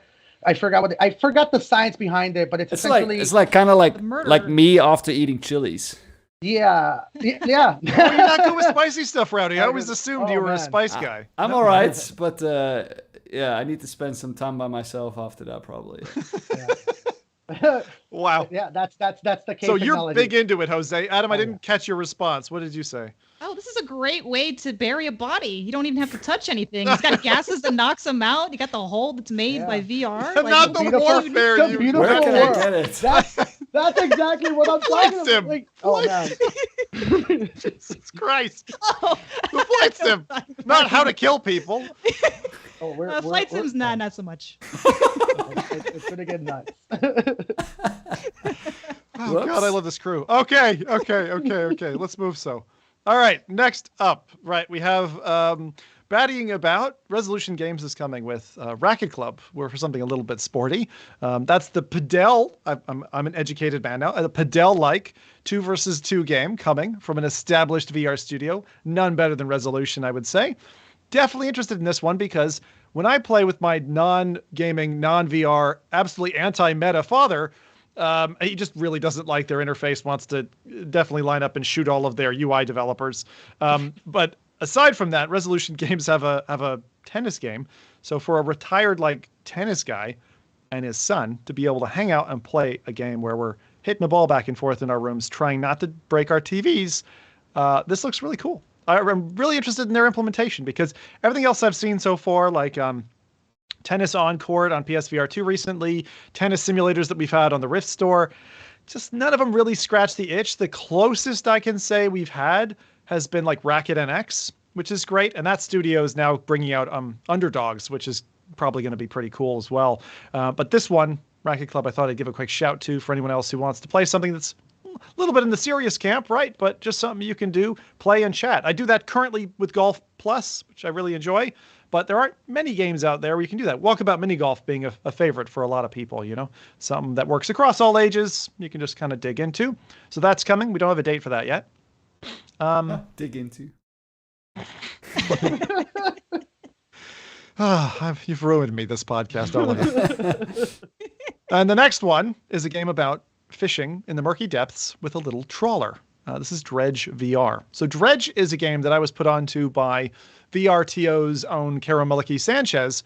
So if you're a fan of Dredge and you've been playing that on your Steam Deck or on Steam or a Switch or something like that, then go pick out this mod. This is a VR mod, so it's there on Patreon.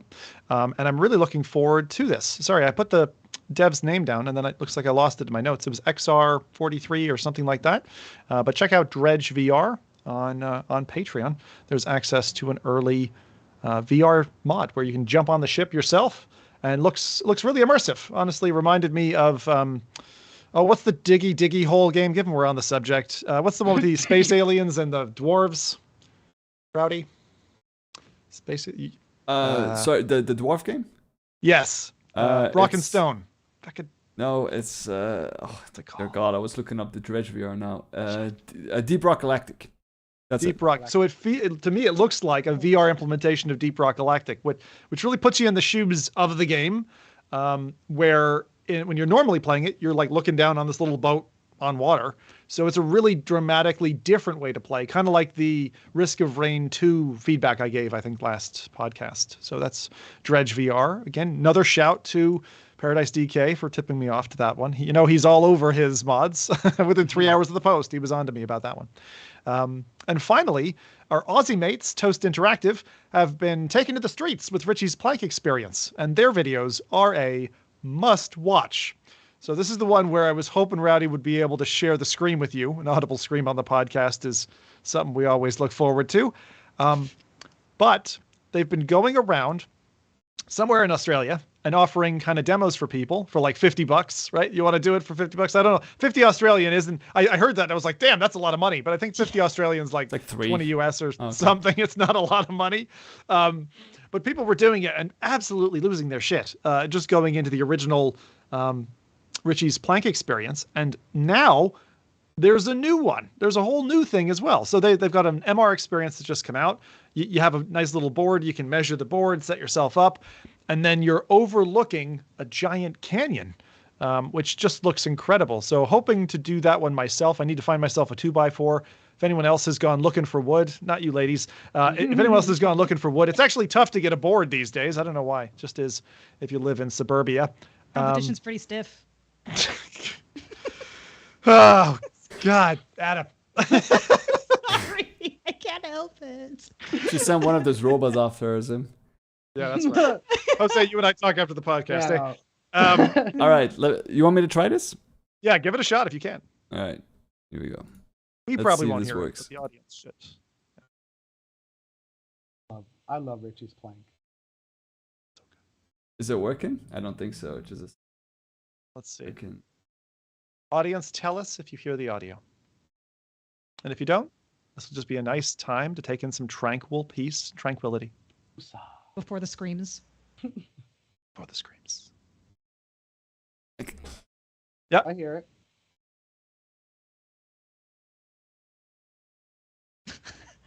I heard that one. Holy shit, that's loud. VR. They're saying no sound, but anyway, we'll find a way to maybe slice that in for the audio. Maybe the delay. Oh, they said yes, actually. So I think it was the a delay. Yeah, you guys got a nice scream and earbud shattering. So again, I will just mention. I could have done that. We didn't have to play an audio for that. I could have just just throw Jose in a... Richie's plank is the, and I'll say this to people, like if anybody wants to make a quick buck, you can do the replicate Richie's plank, like go do that. If wherever you're at, it's such a cheat code for money. Bring a TV, get a headset, and cast it to the TV.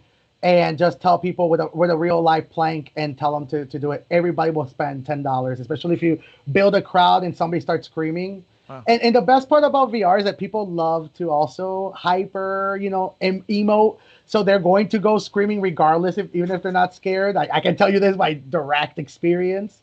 As somebody who builds these, for a living, like I built so many Richie's plank setups in my day. So Richie's plank will get you riches. Oh yeah, thanks for the tip, Jose. Appreciate that. It's definitely a good one. I mean, that's definitely true. I've seen a lot of good reaction videos out there on YouTube. They're so fun. I love seeing people screaming over VR. It can be horror games, can be something exciting. It's just every time, so good. And look out for their new VR platformer that's a bit like Ven VR or Lucky's Tale, called Max Mustard. I don't have a launch date on that, but that's coming up as well. Okay, with that. We're getting to start a little bit too real here with gassing cities of people from the underground. So let's take you to something a little bit happier than that. A fellow dog lover on Twitter took a 3D capture of his dog sleeping and then revisited this to deal with his dog's untimely passing, I'm afraid, but shows them on a beach. It was done up in Unreal Engine. And shows the dog just lying peacefully there. When the dog was kind of ailing, right? Did this 3D capture before the dog passed away, and had planned a trip to the beach with the dog. Obviously, the dog's favorite place, but didn't make it, and so was able just to kind of hang out and chill with their buddy. And it's a real tearjerker, this one, right in the heartstrings. But I love to see it. I like this better than actually like the mom revisiting her daughter remade in AI and VR. Like at least this is an actual, just like a still image. It's just, it's just like a 3D image. Yeah, it's not. It's more like a memory. It's weird. It's not. It's definitely more palatable than revisiting somebody. I agree with that. Yeah, I don't know if I would want to do that. Oh, my poor wife passed away, but here she is lying dead on the beach. Sorry, honey.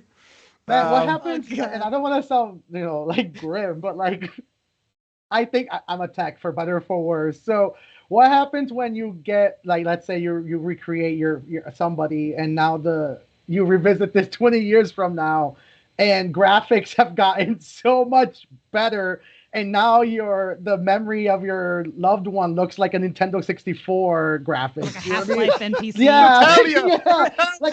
Like I always think about that. Like, when you're gonna need to update this, right? Like you're gonna say, oh, this is X Dead Wife version 0.34. You know what I mean? Like AI upscaling. Oh, there we go. AI upscaling. Yeah. Right.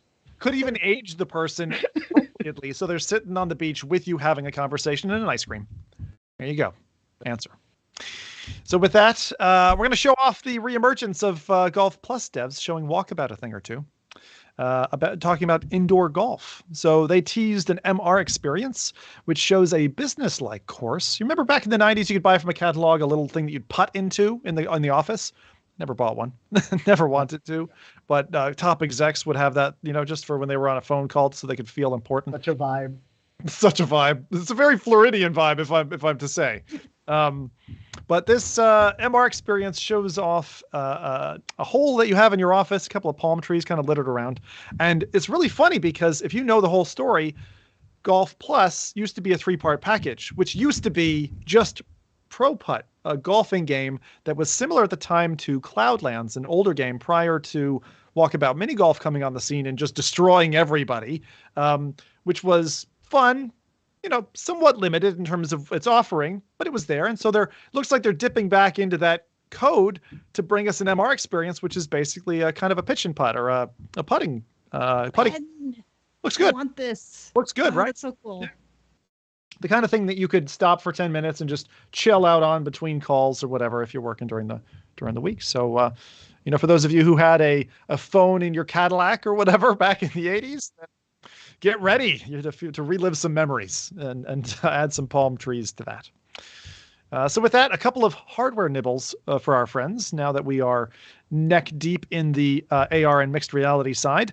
So first one up is going to be the Nemo, NIMO 1, which is a $1,300, that's $1,300 US pair of frames with a pocketable compute unit, which looks really adorable, almost like a little, almost like an earpod charging case that would just slip into your pocket. So akin to the Apple Vision Pro, which has its own processing tether, this looks like a nifty little unit. Now it's coming in to obviously jump the gun before Vision Pro drops. And I'll be suspicious based on a couple of things that I see in their marketing information. But I want to thank the Scared Ghost for his intro to this article and this news. But that little compute unit looks kind of cute, right? Like I really don't want a tether. I really don't. But if I have to have one, I could go with Nemo 1's little pocket computer. No problem. As long as it's not much bigger than what it appears in the image. But the image, the form factor looks a bit like those Ray-Bans. And again, if you can do a bit more with them, great. Any reactions to Nemo before I move to the next one? Good. Yeah. Okay. Magic Leap 2, which we might remember. They dropped some business-related info on Twitter.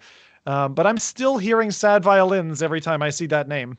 I'm hoping they can pull it back. But they were talking about a partnership that's coming up and showing off their latest Magic Leap. I don't know where that company's headed, but we'll see if they survive the test of time. With that, we've got another one.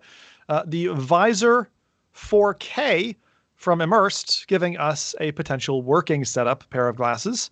So again, Visor is meant to be a really single-purpose device in the same way like a Kindle is meant for bedtime reading, right? It gives you a digital device. This is giving you literally a visor you put on your head. And this is their 4K edition. And frankly, my reaction to this type of thing is I just want an all-in-one. I have enough devices. I don't need a device that's going to do something else. This is where Meta is still out ahead for me as a gamer, because it's like I want a headset that can game and can work. But if you're not like that and you're like, I only care about work, then maybe check this out. Immersed is an application you can check out right now if you have a VR headset.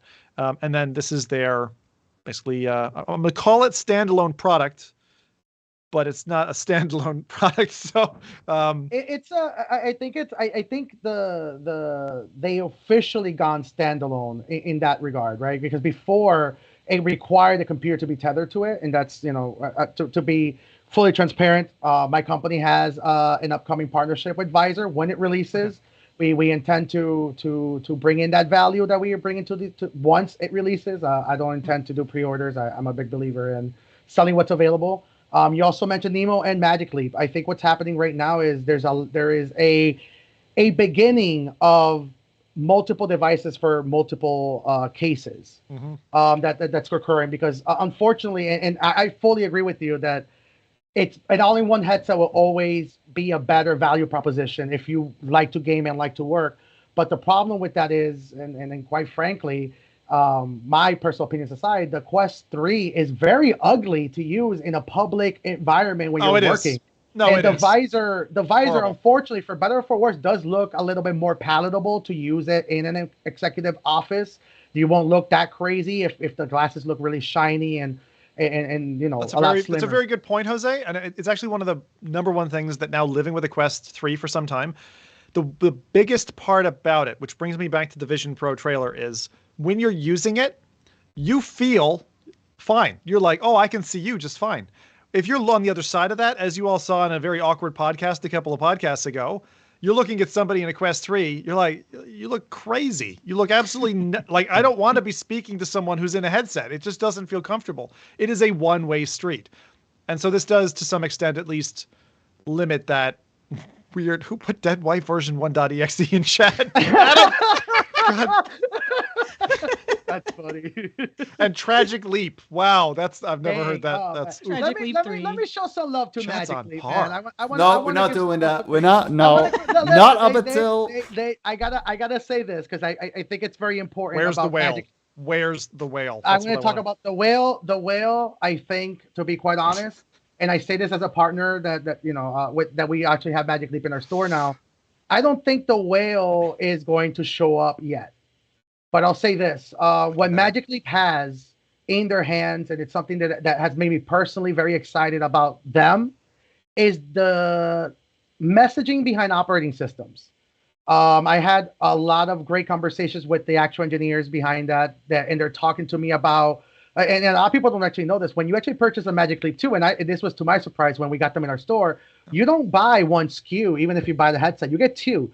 Who's buying it, Jose? Like, the builder. thing I don't know about Magic Leap. That's exactly Okay. that's where the exciting part is, that you buy the headset, sure, but the second one is the operating system. They're actually decoupling the purchase, even though it's all in one cost. You're getting a different SKU, and maybe I'm reading too deep into it. But when I was talking to them about their goals, they were like, they spoke to me a lot about Microsoft Windows, how there's going to be multiple laptops, and yes, you can get a laptop with Windows, but what happens if you want to upgrade your laptop? Or they were talking about operating systems in a way that made me go, wait a minute, like maybe that is Magic Leap's future. Instead of focusing a lot on building the perfect headset, how about they focus on building the perfect operating system? There's a lot of companies that are showcasing like what their vision of an operating system looks like. Yeah. I don't know. I think maybe they should just focus on a finalized product. Because like the thing that still frustrates me the most about Magic Leap is the amount of venture capital that they received that other companies had no access to, that have done more with it. And it's still like, I think like, I mean, for all I care, like, like they become the next big company, and I'd be super happy about that. But at this point, I just think that they should maybe look a little bit at like, what is the future of their company specifically in developing a product or coming up to some of the AR Star Citizen at the moment. You took a That's a good comparison. Wow. You took a buttload of cash. What have you showed for it? Like that's, and I fully agree with that. Right? Yeah. They do have some products out. Maybe there's a future with them, maybe there isn't. But let's the device is badass. I'll say this: the Magic Leap 2 on a performance level, it's the Quest 3 is sluggish compared to it. I think the problem is that the development interest, the costs. Also, as you mentioned, polishing a product that there's not much of a market yet, and it's starting to be born now. It's going to probably require a lot of investments in. I truly believe Magic Leap's value is their patents. I'm going to use my ejector seat button here to unplug you from this exciting topic and into the next one, because I know you're going to talk about this next one, and I absolutely want to hear this from you. Okay. So the final thing in this AR lineup we have, this is kind of an AI transition we're going towards now. Okay, let's go. Is the AI pin from a company called Humane. Really kind of odd, stark showcase from this San Francisco-based company. It shows a lapel gadget. I can't believe I'm saying that. It's really weird. That uses hand controls projected from the lapel pin out, and is essentially your portal, your vocal portal, to all the AI tools out there in the cloud. So, Jose is our gadget guy. And I want to know, because he's excited about this, and I was initially, and now I'm like just asking myself, why wouldn't I just use my phone for this? But I'm curious as to the answer. So I've got an AI buddy that sits on my chest that can project some light, and I can do some hand controls. I think that's going to be janky as feck. But the actual pin itself, I can talk to it in the same way that like Meta's purporting with their glasses, has potentially some value. The pricing is like $699, $799 US, so $700 or $800 for this thing.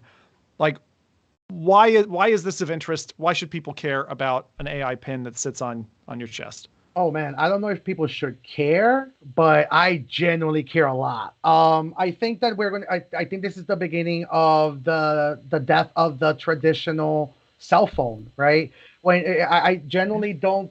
Yes, applications. Really? When you So look like, at are you thinking Star Trek here? Like you're gonna be able to go, Jordy, like beam me up. Like is that exactly? Yeah, that is exactly what they're offering. You're every single app, they're just decoupling the screen. This is something I've been talking a lot. We mentioned operating systems. Operating systems are no longer going to be the traditional, that comes in the computer. It's going to be everything interconnected, the infrastructure of all these devices. So why do I need to open, like I say, a Domino's app and order a pizza and click the selections and do all that when there is a much better user interface where I can just go like, hey, I want a Domino's pizza. Can you send it to me? And then I get on the confirmation in a few minutes. Dude, that's about as effective as the Amazon button that they had for purchasing soap, right? You're like, oh, I got to purchase soap. Just slap this button. And all of a sudden next week, oh, you didn't never hear that? So you could just press it. That. Yeah. Oh, you remember it. I never got one. So for those who don't know it, you had a button. Let's say you wanted to, get some toilet roll. And you just press the button and the packet toilet roll shows up next week. It's on your Amazon Prime account or whatever. Amazon loves it because it increases the rate at which you purchase. You're easy because you win because it's like user experience is better. But what happens when the negative loop triggers? In other words, you say order a pizza and 20 show up because it just gets caught in some kind of funky loop. There's no interface. There's no feedback. But there's no correction mechanism. You still get the traditional screen. It's just the screen is gone. It has a laser projector that shows you the updates on your hand. So if there's something incorrectly purchased, you're still going to get the update. This is just utility now being the forefront and not navigation. Before, user interface was the candy with the utility. Now everybody knows software logic at a weird high level. Everybody knows that what the applications do, that they're just decoupling the screen from the form factor. Everything. Rowdy, were you able to find wait. Like just on that point, like what is new about this then? Oh, because nothing. We've had this for years already with the earplugs. Yes. 100%. But the earplugs don't give you the ability to order apps. You don't get multiple. They do. So the point here is, right, this thing can go out, find the appropriate AI assistant dynamically that will fit what you need, and then deliver it. So the idea is no updates, no downloads, no software interface. This thing is your personal butler, and you say, hey, Charles, go fetch me a song. You don't say launch Spotify. You're not talking to a single agent. I get that. But do you really think that these people are going to be able to compete with Hey Google or Hey Siri or any of those kind of things? Yes. I absolutely don't. I believe because Google will definitely be able to introduce something at a competitive level. There we go. See? I'm a Google. Google's I'm listening, bitch. Google has been doing this for quite a long time. They're going to have a product that is going to be able to compete with this. But the realities are Humane's the first one, and that's what makes me excited. I don't think people should care necessarily about the Humane pin, but they should be excited about this new screen decoupled form factor. I don't see anything that I have seen. Anything that I have seen is something that you can already do currently with earphones. Yeah. Any kind of AI models that are integrated and that are being integrated hotspot now. Your electronics? Sorry? Can your earphones hotspot your other electronics? Can they maintain them online? Can they order things? Do they require your phone at all times? Because that's what the Humane pin is. It is completely a where does it run off? It needs to run off of Wi-Fi or no, it's 5G connection. It's 5G connection. So you need a SIM card. Yes, and that's it. You don't. So it's like a phone then. It is a phone replacement. That's what I'm trying to say. It's a screenless phone. But then what does it replace? Like it's like it replaces my phone. But why? Like I would still need my phone. Okay, it's just an if we're gonna have device. that conversation. Let's have it. I am a very the older I get, the more I hate applications. I care a lot about security. I don't mean to be I'm not pulling a Grandpa Jose now, but there are networks and social medias and infrastructure that, to be quite frank, they are stealing data. They are fighting for attention. I get all of that, but I don't think that a random company is going to be able to solve that. Like if we have major companies that are doing that. No, I'm not saying that they shouldn't try. I'm just saying that I would never purchase a product like this because I know that within 6 months from now, they'll probably be either bought out, they'll be taken over. I don't think that the form factor is a great idea because I think it's far better to integrate it into glasses or earbuds or something that you already kind of wear. The What do you mean glasses you need can't? a phone right now. The But glasses need a like, processing I would chip. still need a phone. Like, this is not replacing my phone. It does. It replaces a phone. You're No, gonna be able it to does make your not. calls. You're gonna be able to compose messages. You can listen to your music. Wait, what? On your hand? Yes, it's the same thing. So just think about it. You're holding your phone up. What if looking you at hold and your hand is can all you show- wrinkled? Oh, then Hey, this is Rowdy. not the device for you. While this is going on, can you show this off again? Because there's a section in there where they show the blue illustration of the menu, and the guy is rocking his hand left and right to like play fast track a song and stuff. As I said earlier, I personally think that. So I think I'm sitting between you two guys because the concept is exciting. Yes. If you're a Trekkie or something, you're like you want to be able to tap your chest and just make an order and something happens. Great.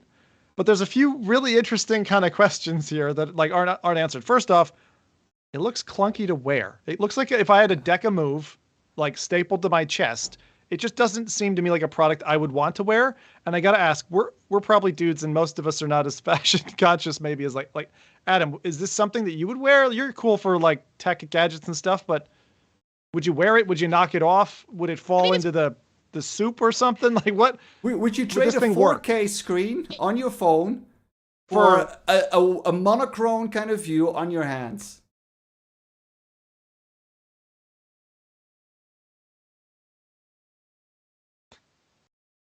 I tried, Adam. Sorry, I didn't hear that. Well, Go ahead, Adam, I know I'm sorry. you guys are like, Listen, you guys are punching over.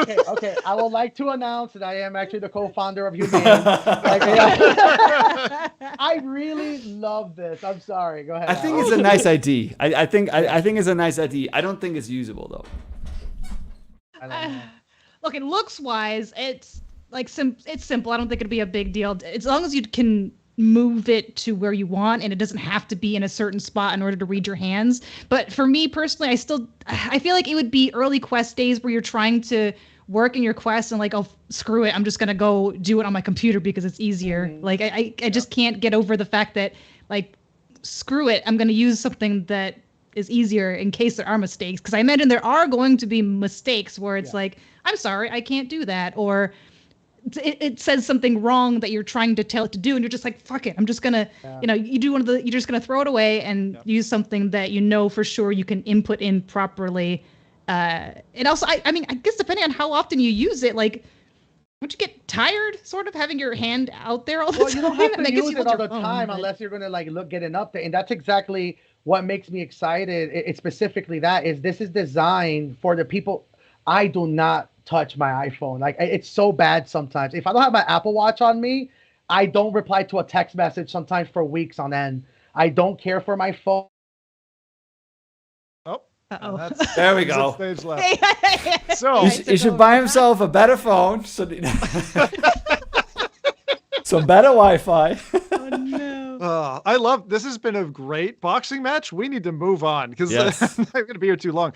So, all right, next up, we've got a quick and sorry, Jose, we got you cut short, but there'll be more. You're back on audio now. So okay, so we're just going to move to the kind of the AI LLM part, and the next thing I wanted to show was a quick short video showing another dog. This one not dead. So much happier little clip to lift your spirits. It shows off the scene capabilities of the Quest 3 in TrackCraft. We've shown this off on several podcasts. This is really neat. So the map is able to actually go over like couches and pillows, and in this case, a sleeping dog. Oh, So it looks like the same dog, to be honest, though. Same I think he sold the asset. He updated it. Oh man. But yeah, this dog owner just has is so disrespectful. He's just driving this garbage truck right over this poor pup. I mean, it begs the question. I wonder how the first one died, but probably was involving a garbage truck. So this is available in your TrackCraft implementation now. Should you want to whip out your Quest 3 and play TrackCraft, I wanted to feature that. It's just an awesome little video. That is I like that awesome. the dog's just chilling there. Oh, that's great. Just chilling. Maybe alive, maybe dead. Next, we've got scene responsiveness. So this is one of the coolest things that landed in the past 3 weeks. And we actually, I think I showed it off to the crew like just just shortly after the end of the last recording. So I wanted to show you off AI being able to snip out real world geometry and use it in a simulated experience. This is like the next stuff that's coming. Really mind-blowing technology. So I'll just narrate for the audio listeners. We're seeing a little potato head pull away a cart that in real life is not moving, but the wearer is in, let's say, a Quest 3. The little potato head then takes the cart to a nearby staircase and chucks it down, and little, teacups and stuff fly off of the thing. The little man then goes over to and presses a button for a virtual lift that isn't really there, steps into the lift, and zips away. And all the while, AI is filling in the blanks with a digital twin of the environment to essentially create a map and pretend area. So even though the cart's really still there, the little animated creature has come in and pulled it out, throw it down the stairs. And so that's, from an entertainment value, super cool. From a health and safety perspective, the cart is still there. You're gonna trip over that cart. You're gonna bang into it, whatever. Do you remember the episode that we did, the science episode on digital twins? It's a long time ago we did it, but we talked about exactly this. Yeah, this is super cool. Team responsiveness is definitely something I'm very excited about when it comes especially to like tutorials and training.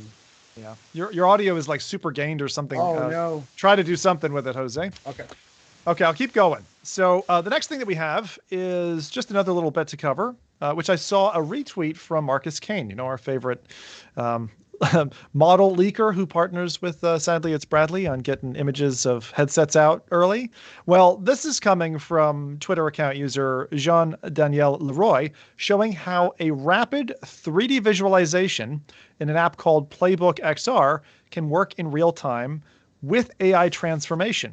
This brings essentially real worlds to life and gets me straight on the holodeck hype train, because what's happening with generative AI is they're looking around a scene around this room. Furniture is being created, a potted plant is popping up, and while this is happening, there's a VR, well, I should say VR, but VR possible 3D world being built at the same time, which is so cool. It shows us we're getting closer and closer to this precipice of being able to throw a headset on, ask it to do something, and that coming through.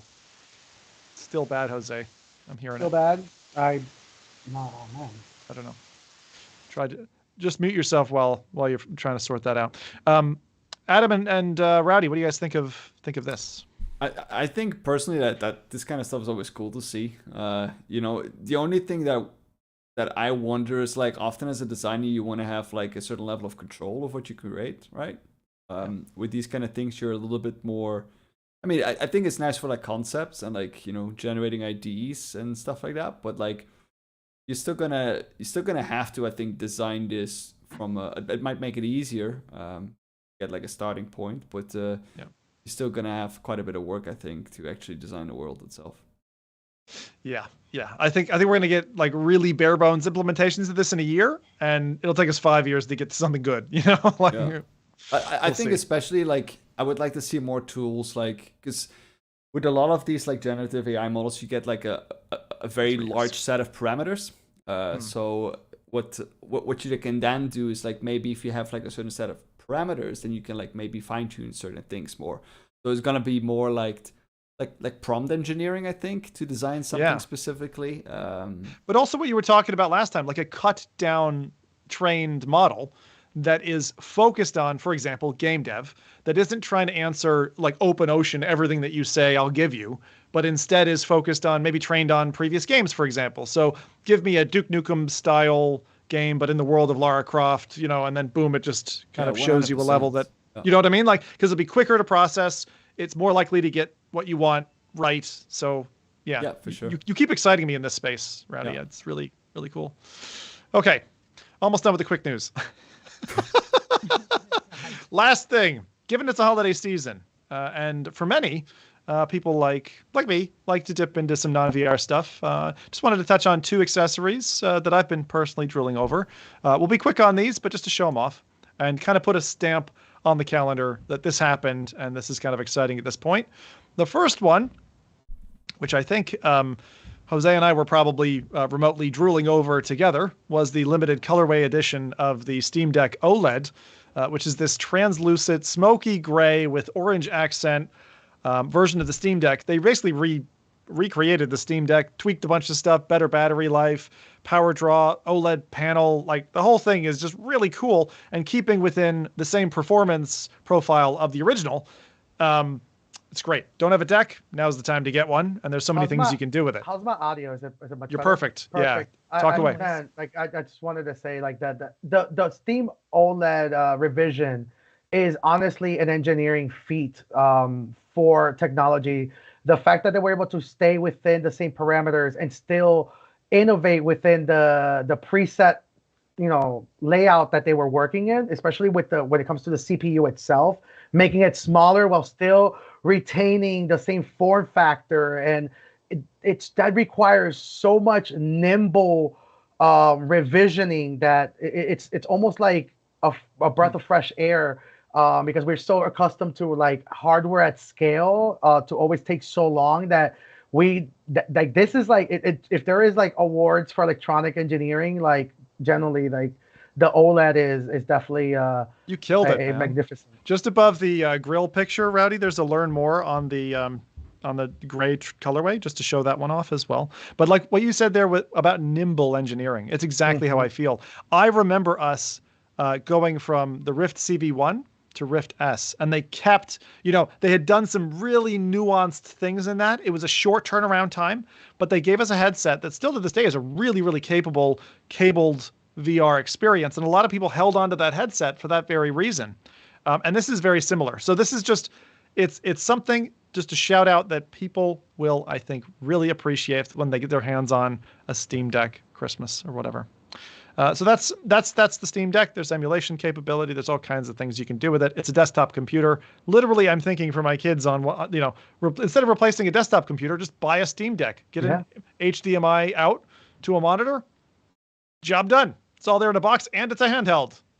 All you need is a dock, and away you go. Great. And for the same price, and they like doubled and tripled on the memory. It's all good. The one thing I will say after doing loads of reviews is I think the 512 gig model is the one that I would personally go for, because it's got a glossy finish front for the OLED panel. So you get the proper darks, not the frosted 1 terabyte or limited edition model. So if you're sitting in Europe, for example, or South America, and you can't get the limited edition colorway, the kind of limited one that's only out there as a kind of a trial experiment, don't feel too bad, because I think the best unit is actually the 512, as said by Norman Chan from Tested and a few others. They're kind of targeting the 512 model. The next one, and this is related to kind of PSVR, PSVR 2, and PS5 more specifically, is the PlayStation Portal. Now, we're used to around here things with Portal at the end of them, as long as they're not around with Valve, not necessarily meaning a good thing. You had Facebook Portal, you had, there's all kinds of Portal things that are just not good. This one looks pretty nifty. So this is for $200, a handheld device that is basically a dead screen. What I mean is it doesn't do anything else other than connecting back to your PS5 to give you 8 inches of handheld gaming. There's another important thing that it doesn't do. It doesn't do Bluetooth audio. So you can't, I got to highlight the things it can't do first. It can't do Bluetooth audio. You can't have earbuds in, which would be the perfect pairing with something like this. There's literally for another $200, they have a special codec pair of earbuds you can pair with this thing. There's no way in hell I'd ever buy those. I don't know that kind of cash splashing around. But for a $200 handheld, if you have an existing PS5, and like me, you find yourself ferrying it around the house. I have it set for my stream downstairs. I ferry it upstairs to the television and back and forth and back and forth. And having this so I could play PS5 stuff like from upstairs, I probably wouldn't play it much out of the house. It's possible if you have a good connection, but to play it around the house like you would a Switch or a Steam Deck, it's about the footprint size of a Steam Deck. I think it's going to be a very popular Christmas present at a $200 price point. So already sold out all over the place. I don't know if anyone's going to be able to get it, but I thought I'd at least make you yearn for one. So there you go. I'm yearning for those 8 inches. For the 8 inches of the gaming handheld. 8 inches in the handheld. There you go. Oh, hell yeah. You two are such a... I'm just not going to say anything. Let's move on. All right. Hey, you're putting us through a 3-hour show here. You know, we can have We're a bit not of there fun. yet. Have fun. We're not there yet. We've got time. We're on main topics now. We're good. We're good. All right. So, a new game from Ubisoft has landed. And don't worry, if you loved Eagle Flight and you loved the giant ass nose you could have as an eagle, you could do that in Assassin's Creed Nexus VR. There's a nose mode where you can add, for comfort, a nose into your assassin game. This is about a time-traveling assassin who loves parkour and murdering targets with Spider-Man-like wrist blades, as Rowdy has so pleasantly put it before. I've never played an Assassin's Creed title before this, but this was my first time. You can play on Quest 3 or Quest 2. It's a standalone game. Looks pretty decent, and a lot of people are responding positively to it, particularly fans of of Assassin's Creed. Sorry, AC in my mind for the last 8 years has meant Assetto Corsa. I'm going to tell you what I thought about it real quick, and then we're going to open up to anyone else who's played it or seen it or yada, yada, yada. As I know, at least Rowdy's been sitting in on some of my streams, for example. The good about it is you get into it, and unlike Vampire, the Masquerade Justice, in Assassin's Creed Nexus, you have what feel like quite large worlds. I would not go so far as to say open world, but I would say impressively large worlds without a lot of annoying load time, with large crowds of people and fluid parkour that would make Mirror's Edge absolutely cry because it's fluid. It don't fuck up a lot. It's really cool. And the final thing that I really like about it is the Can I style VR gameplay. When you say, hey, can I beat this old woman to death with this mallet? Yes, you can. So there's a lot of that in this where you can just do kind of what you want. And I like it doesn't limit you. The bad things in it for me were the HUD. The HUD is very immersion breaking. There's what Arcanian had said to me pre-podcast as Navi. Everyone remember Navi from the Zelda series? This annoying Navi little yellow icon that just sits there and fucking floats in your vision. No matter where you're looking, you can't disable it. It's like, go over here. This is where you're supposed to be. So that's really annoying. The combat, in my opinion, was at first really cool because you're jumping off things and stabbing people and all that. And that was really nice. You could just stab NPCs if you like, but very weak after a while. Like it's weaker than like the original Asgard's Wrath combat, and it feels clunky and janky. And then the AI and the difficulty level just wasn't enough demand for stealth from me. It felt too much like an action title, and I was hoping it would be more stealthy. So my asks to Ubisoft to fix this are, let us toggle off the HUD so we can just live in that world, because you built a really, really nice world. Very, several of them, Greece, kind of New England. There's a bunch of different areas you've got. And I want bloodthirsty mode. Being able to kill only 2 NPCs at a time is just not right. We need to be able to go to that actually go to comes town. from like the initial Assassin's Creed games as well. That where you would Really? you would kill if you would kill too many villagers or too many citizens or whatever it was, or people you weren't supposed to kill, then it would desynchronize because But the timeline. Yeah. Because you're visiting Yeah. a period of time to change something that happened, but you can't. So kind of like Sam Bennett? Is that the person's name? Who used to travel? The time traveler person. Anyway, can't fuck up time. Okay, so it makes sense.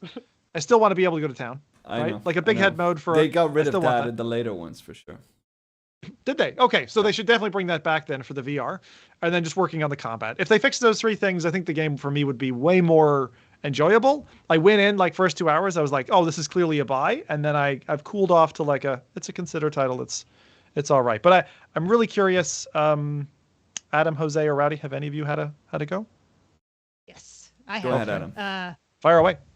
I've played probably at least 3 or 4 hours in it. Nothing spoilery. I started Connor, and then that's where I left off. So I finished Cassandra. But I like the parkour. What I like about it is that it actually forces me to stop being so lazy. A lot of times I'll just use the thumbstick to turn, even though I can physically turn. And you can do that here, but it's a lot faster if you're jumping, at a slightly right ankle, especially angle, doing the parkour challenges, if you just physically turn versus trying to hope that your stick can go fast enough. Yep. So parkour is actually surprisingly fun. I'm more of a fan of the stealthy kills, and I feel like this one has sort of the same issue that Vampire the Masquerade had, where It's awkward to go from like crouching to standing. And I know you can stealth kill people while crouched, but you kind of want to do it in the head, but it doesn't feel right. So Are you physically crouching? You button push crouching? Button pushing. But I guess I could do physical. Well, because I want to make sure I'm actually crouching, because some games are like, you're not crouching. And I'm like, I don't know how further down I can go. Okay, this is squat. So I like to make sure. So it is, I got to say, stealth. it does real squat detection really well. I almost never had a problem where I was trying to. I care about squat detection. Squat detection. But you know what? Another thing that I didn't like was it's very. I couldn't find a setting for this, but it's very sensitive if you just take if you dangle a controller for a second to like scratch your ear, or like you're just chilling and your hands are too low, then it like opens up the menu all of a sudden after like 4 seconds, and I'm like, I just wanted to scratch something while I'm watching this person talk to me. Like, calm down, Jesus, I'm here still. We gotta pause on that, because it will like kind of like an Alien versus Predator style radar system done in white transparent overlay. If you drop your left hand to the left just a little bit off screen, it starts ebbing at you instantly. Like, hey, you're not looking at me, you know? And so that's part of the whole HUD problem. But I agree with you, Adam. It's ridiculously overtuned or whatever. They need to eliminate that straight away. It's a complete pause. I want to watch the cutscene while I scratch my ear. Is that too much to ask for? I'm sorry. Sometimes I get itchy, you know? But otherwise, I haven't gone through enough to give a good review of the story, obviously. I feel like it does get some of the, not bugginess, but I guess the charms of the flat screen games where the people in town are so sensitive to being bumped. But that's true to the games. Like, if you were to just kind of lightly jostle them, they're like, whoa, like extra dramatic about it. So I don't know if it's necessarily negative. It just feels worse when you're in VR, in first person. Because in third person, you kind of see how much space you've got around the people. But in VR, you're just like, what is your problem? Like, I'm just walking through holding my whatever. You can't tell how close they are. The crowds are pretty impressive. And I got to one part where I think it was Enzio, the first character, and I'd walked into a village or something, and they were all reacting to me. They're like, oh, wow. And I was like, oh, wow, I feel important. Like, they know who I am. I'm Ezio. But the worst part was I wanted to go say hi, you know, maybe a couple of blades out of my wrist. Hello, a nice hug. But they block you off with walls. So at certain times where they're like, we want you to stay in this area, there's transparent walls that appear that as you walk towards them, it like affects it up. Yes, those are so sensitive. Even opening drawers sometimes, if you lean too far into the drawer, it's like, and like, oh, I'm sorry. And they look back here and get the thing out. Felt like Resident Evil 7 on PSVR 1, which like the blackhead into the object clipping problem, which is too sensitive and it's jarring. And the inability to turn some of this stuff off and just be like, just let me play my game smoothly, please. It's not there right now. They need to do that. They need to give us a few more options. Their options are pretty good. There's quite a few. But there's just some things that are quality of life that I think the devs could work on. So it's a decent game. Definitely will impress. And I've heard from Assassin's Creed fans that they're quite impressed with the game, that they're liking it a lot. Have you played AC games before then, Adam? Yes, I played only 2 or 3 of them. So I guess maybe this might be comparable to some of the earlier ones, how they felt, because I don't have any comparison for the later. Did you ever have the random standing brooms that just stand straight up? Yes. I don't know, I'm sure that's a glitch, but it makes me laugh. Erectile broom dysfunction, I think, is what they call that one. But no, I liked that they coded in. They obviously spent a lot of time and attention to allow, like, running through, if a player does X, how are we going to respond? Are we going to allow it to happen? Is there going to be an animation? Is a character going to react? So they did a lot of what I feel like is polish on this. The game still, its physics and stuff, it's janky. Like, aside from the parkour, which I feel like they nailed, a lot of the other interactions, even like door handles, like, I don't know why. Like, I think all VR games that I've played, almost all, allow you to open doors. In this one, when you're at the end of a level, you put your arm on the handle and you just hold it. And then it transitions. I'm like, just let me open it an inch. Just let me open it a little bit. Just give me that much, please. Give me an inch. Give him an inch. 8 inches of handheld device. So it's at the moment, I'm a little bit bittersweet on it. I think they could fix some of that stuff, and I'd probably be happy with the game. But right now, it started off feeling like better than the experience I was having in the frustrating Vampire the Masquerade. And I would still say if you had to pick one of the two titles, I'd say Assassin's Creed is probably the better of the two, is my opinion. For me, I haven't played the game itself yet. I did watch you stream it. I watched some other people play it as well. What I really liked is that it seems like a very lengthy game. They say like around I think 20 hours that they've said before, which 15 is to 20, which is pretty decent, I think, for a VR game specifically. The only thing that bothered me a little bit, but of course that's from watching videos, is that I felt the graphical fidelity to be a bit on the lower end compared to what I mean, if you looked at the trailers, which were, in game or whatever, I felt that maybe seemed a little bit higher. Of course, that could be different from like recording to actual screen. So I wanted to ask maybe from you guys. Yeah, it's sharp in headset. It looks good in the headset, I would say. I wouldn't say it's Red Matter 2 level. Red Matter 2, you go into that and you go, oh shit, it's PC VR on standalone. Yeah. But I would say it does not disappoint in headset. It's a good looking game in the headset. I mean, what's weird for me is faces. I feel like they've done something where if you're farther away, the face doesn't render as well, and then you approach a certain distance and then it fully renders. Because sometimes someone will have maybe it's a bug, I don't know, a really scrunched up face, almost like they got pucker lips, until you walk closer to them, and then you're like, oh god, yes. Okay, they're not a messed up face. I don't know if that's a bug or a part of a performance thing. Sometimes there's like a Gary's Mod face on PCs, and you're like, the feck, like it's like someone just like took too many drugs and they've got that stupid look on their face. That sounds awesome. And you walk up to them and then it kind of snaps back. Yeah, well, it does. It gave me a Skyrim NPC feel in the game, because some of the characters do feel a little bit dumb. It wasn't bad. It kind of fits with the game. The game feels a little bit silly. But I would say it's probably worse than Medal of Honor.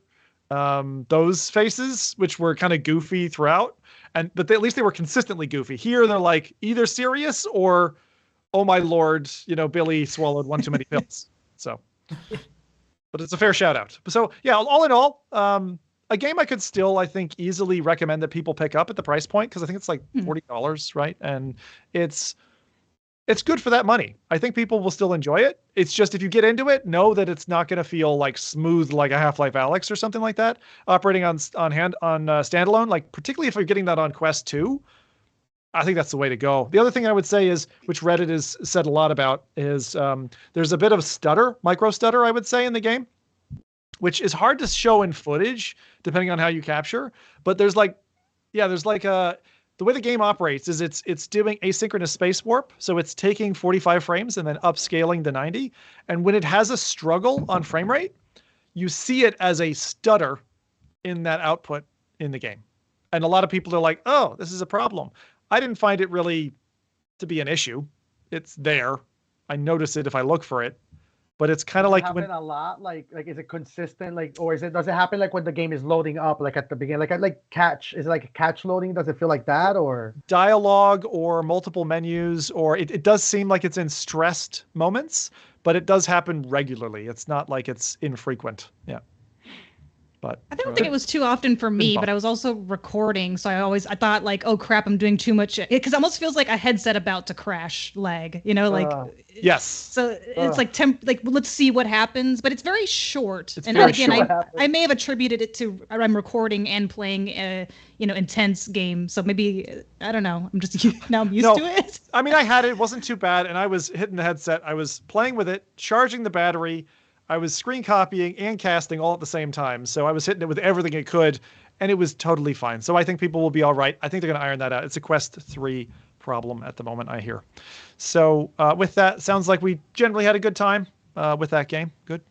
Certainly no thumbs down around it. If you like that kind of game, go for it. Would I recommend Rowdy go for it? I think it sits in the same spot that like Horizon Call of the Mountain sits, which is good implementation, maybe a great implementation, depending on your point of view. But it just makes you want for the full fat experience. So again, this is a VR expression of what the full game can give you. And so again, just like I felt like with Horizon Zero Dawn, I now want a full fat Assassin's Creed with the same implementation they have delivered. But they don't shy away. You can jump off buildings into hay barrels, which is pretty cool. That's what the game is all about. I assumed it was. And jump killing someone feels feckin' great. Okay, so That's always fun. wanted to do that in a game. Jumping and stabbing someone, I just felt like Baraka at a Mortal Kombat.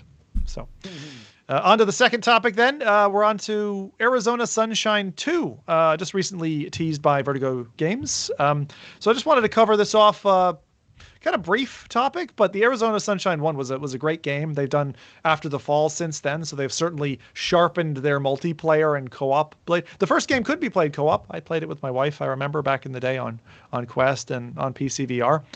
Now you've got a dog companion who comes right in, and you're right back in there amongst the Freds. And the nice thing is that it looks like they've got the slow zombie hordes in, so it's not the runners that we had in After the Fall, but we're still there with the Arizona Sunshine universe, still with the same voice artist, delivering what were originally like one of the best accolades of audio for the first game. So really glad about that. Some fun stuff. You can throw a zombie limb and have the dog fetch it. You can punch a grenade into a zombie's mouth and have them erupt.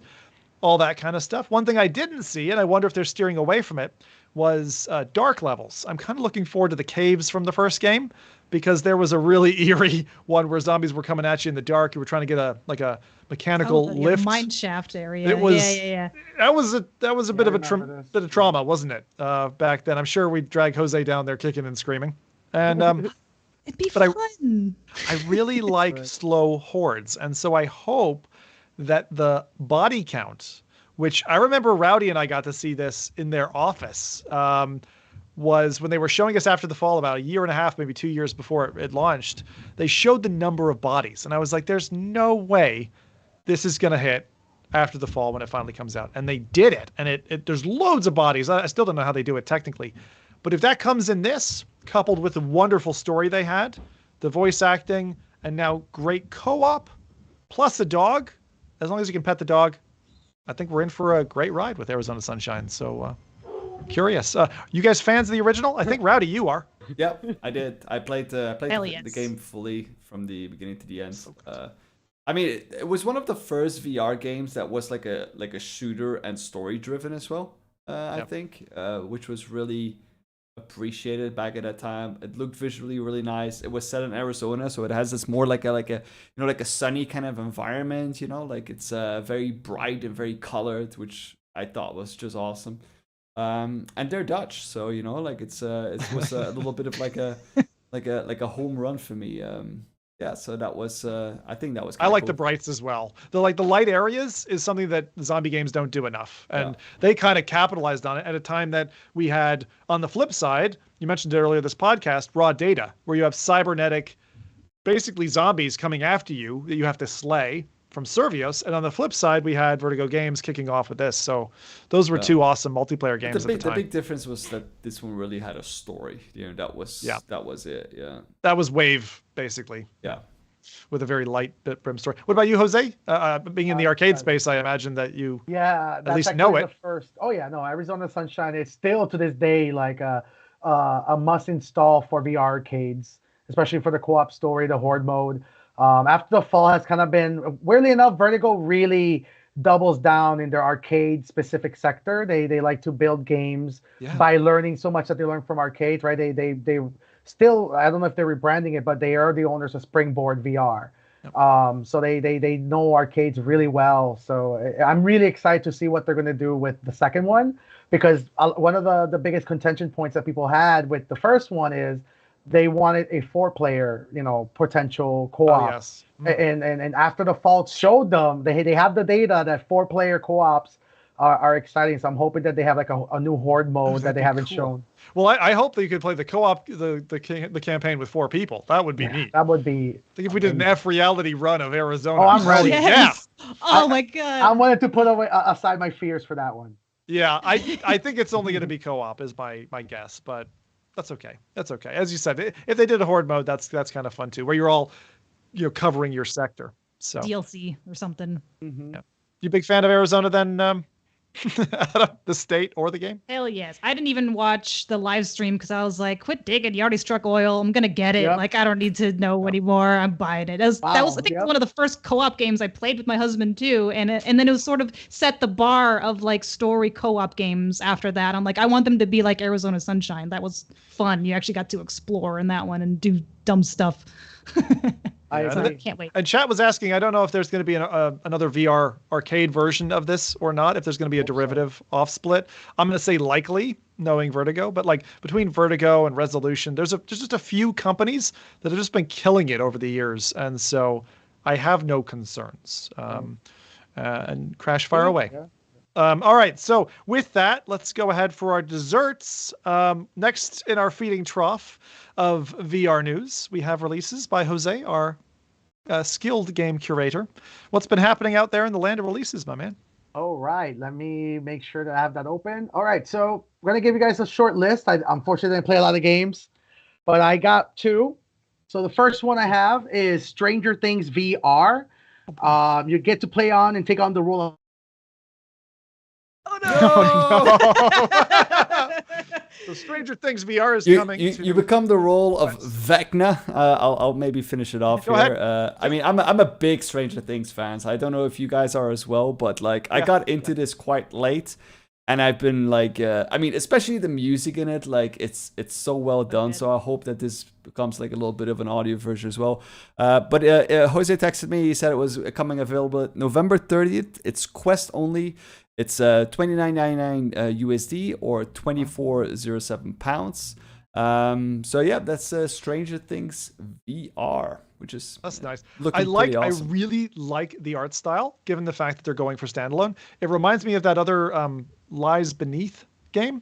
Yes. I like the styling of a lot. I never finished it because it was too hard. I got caught on one part, but this one I hope to finish. It looks really cool. You know what I picked up recently for my kids, which still exists? Choose Your Own Adventure have a Stranger Things book, so you can go through and like go to the dark side with Vecna and all this. It's perfect for kids. That's cool. So cool.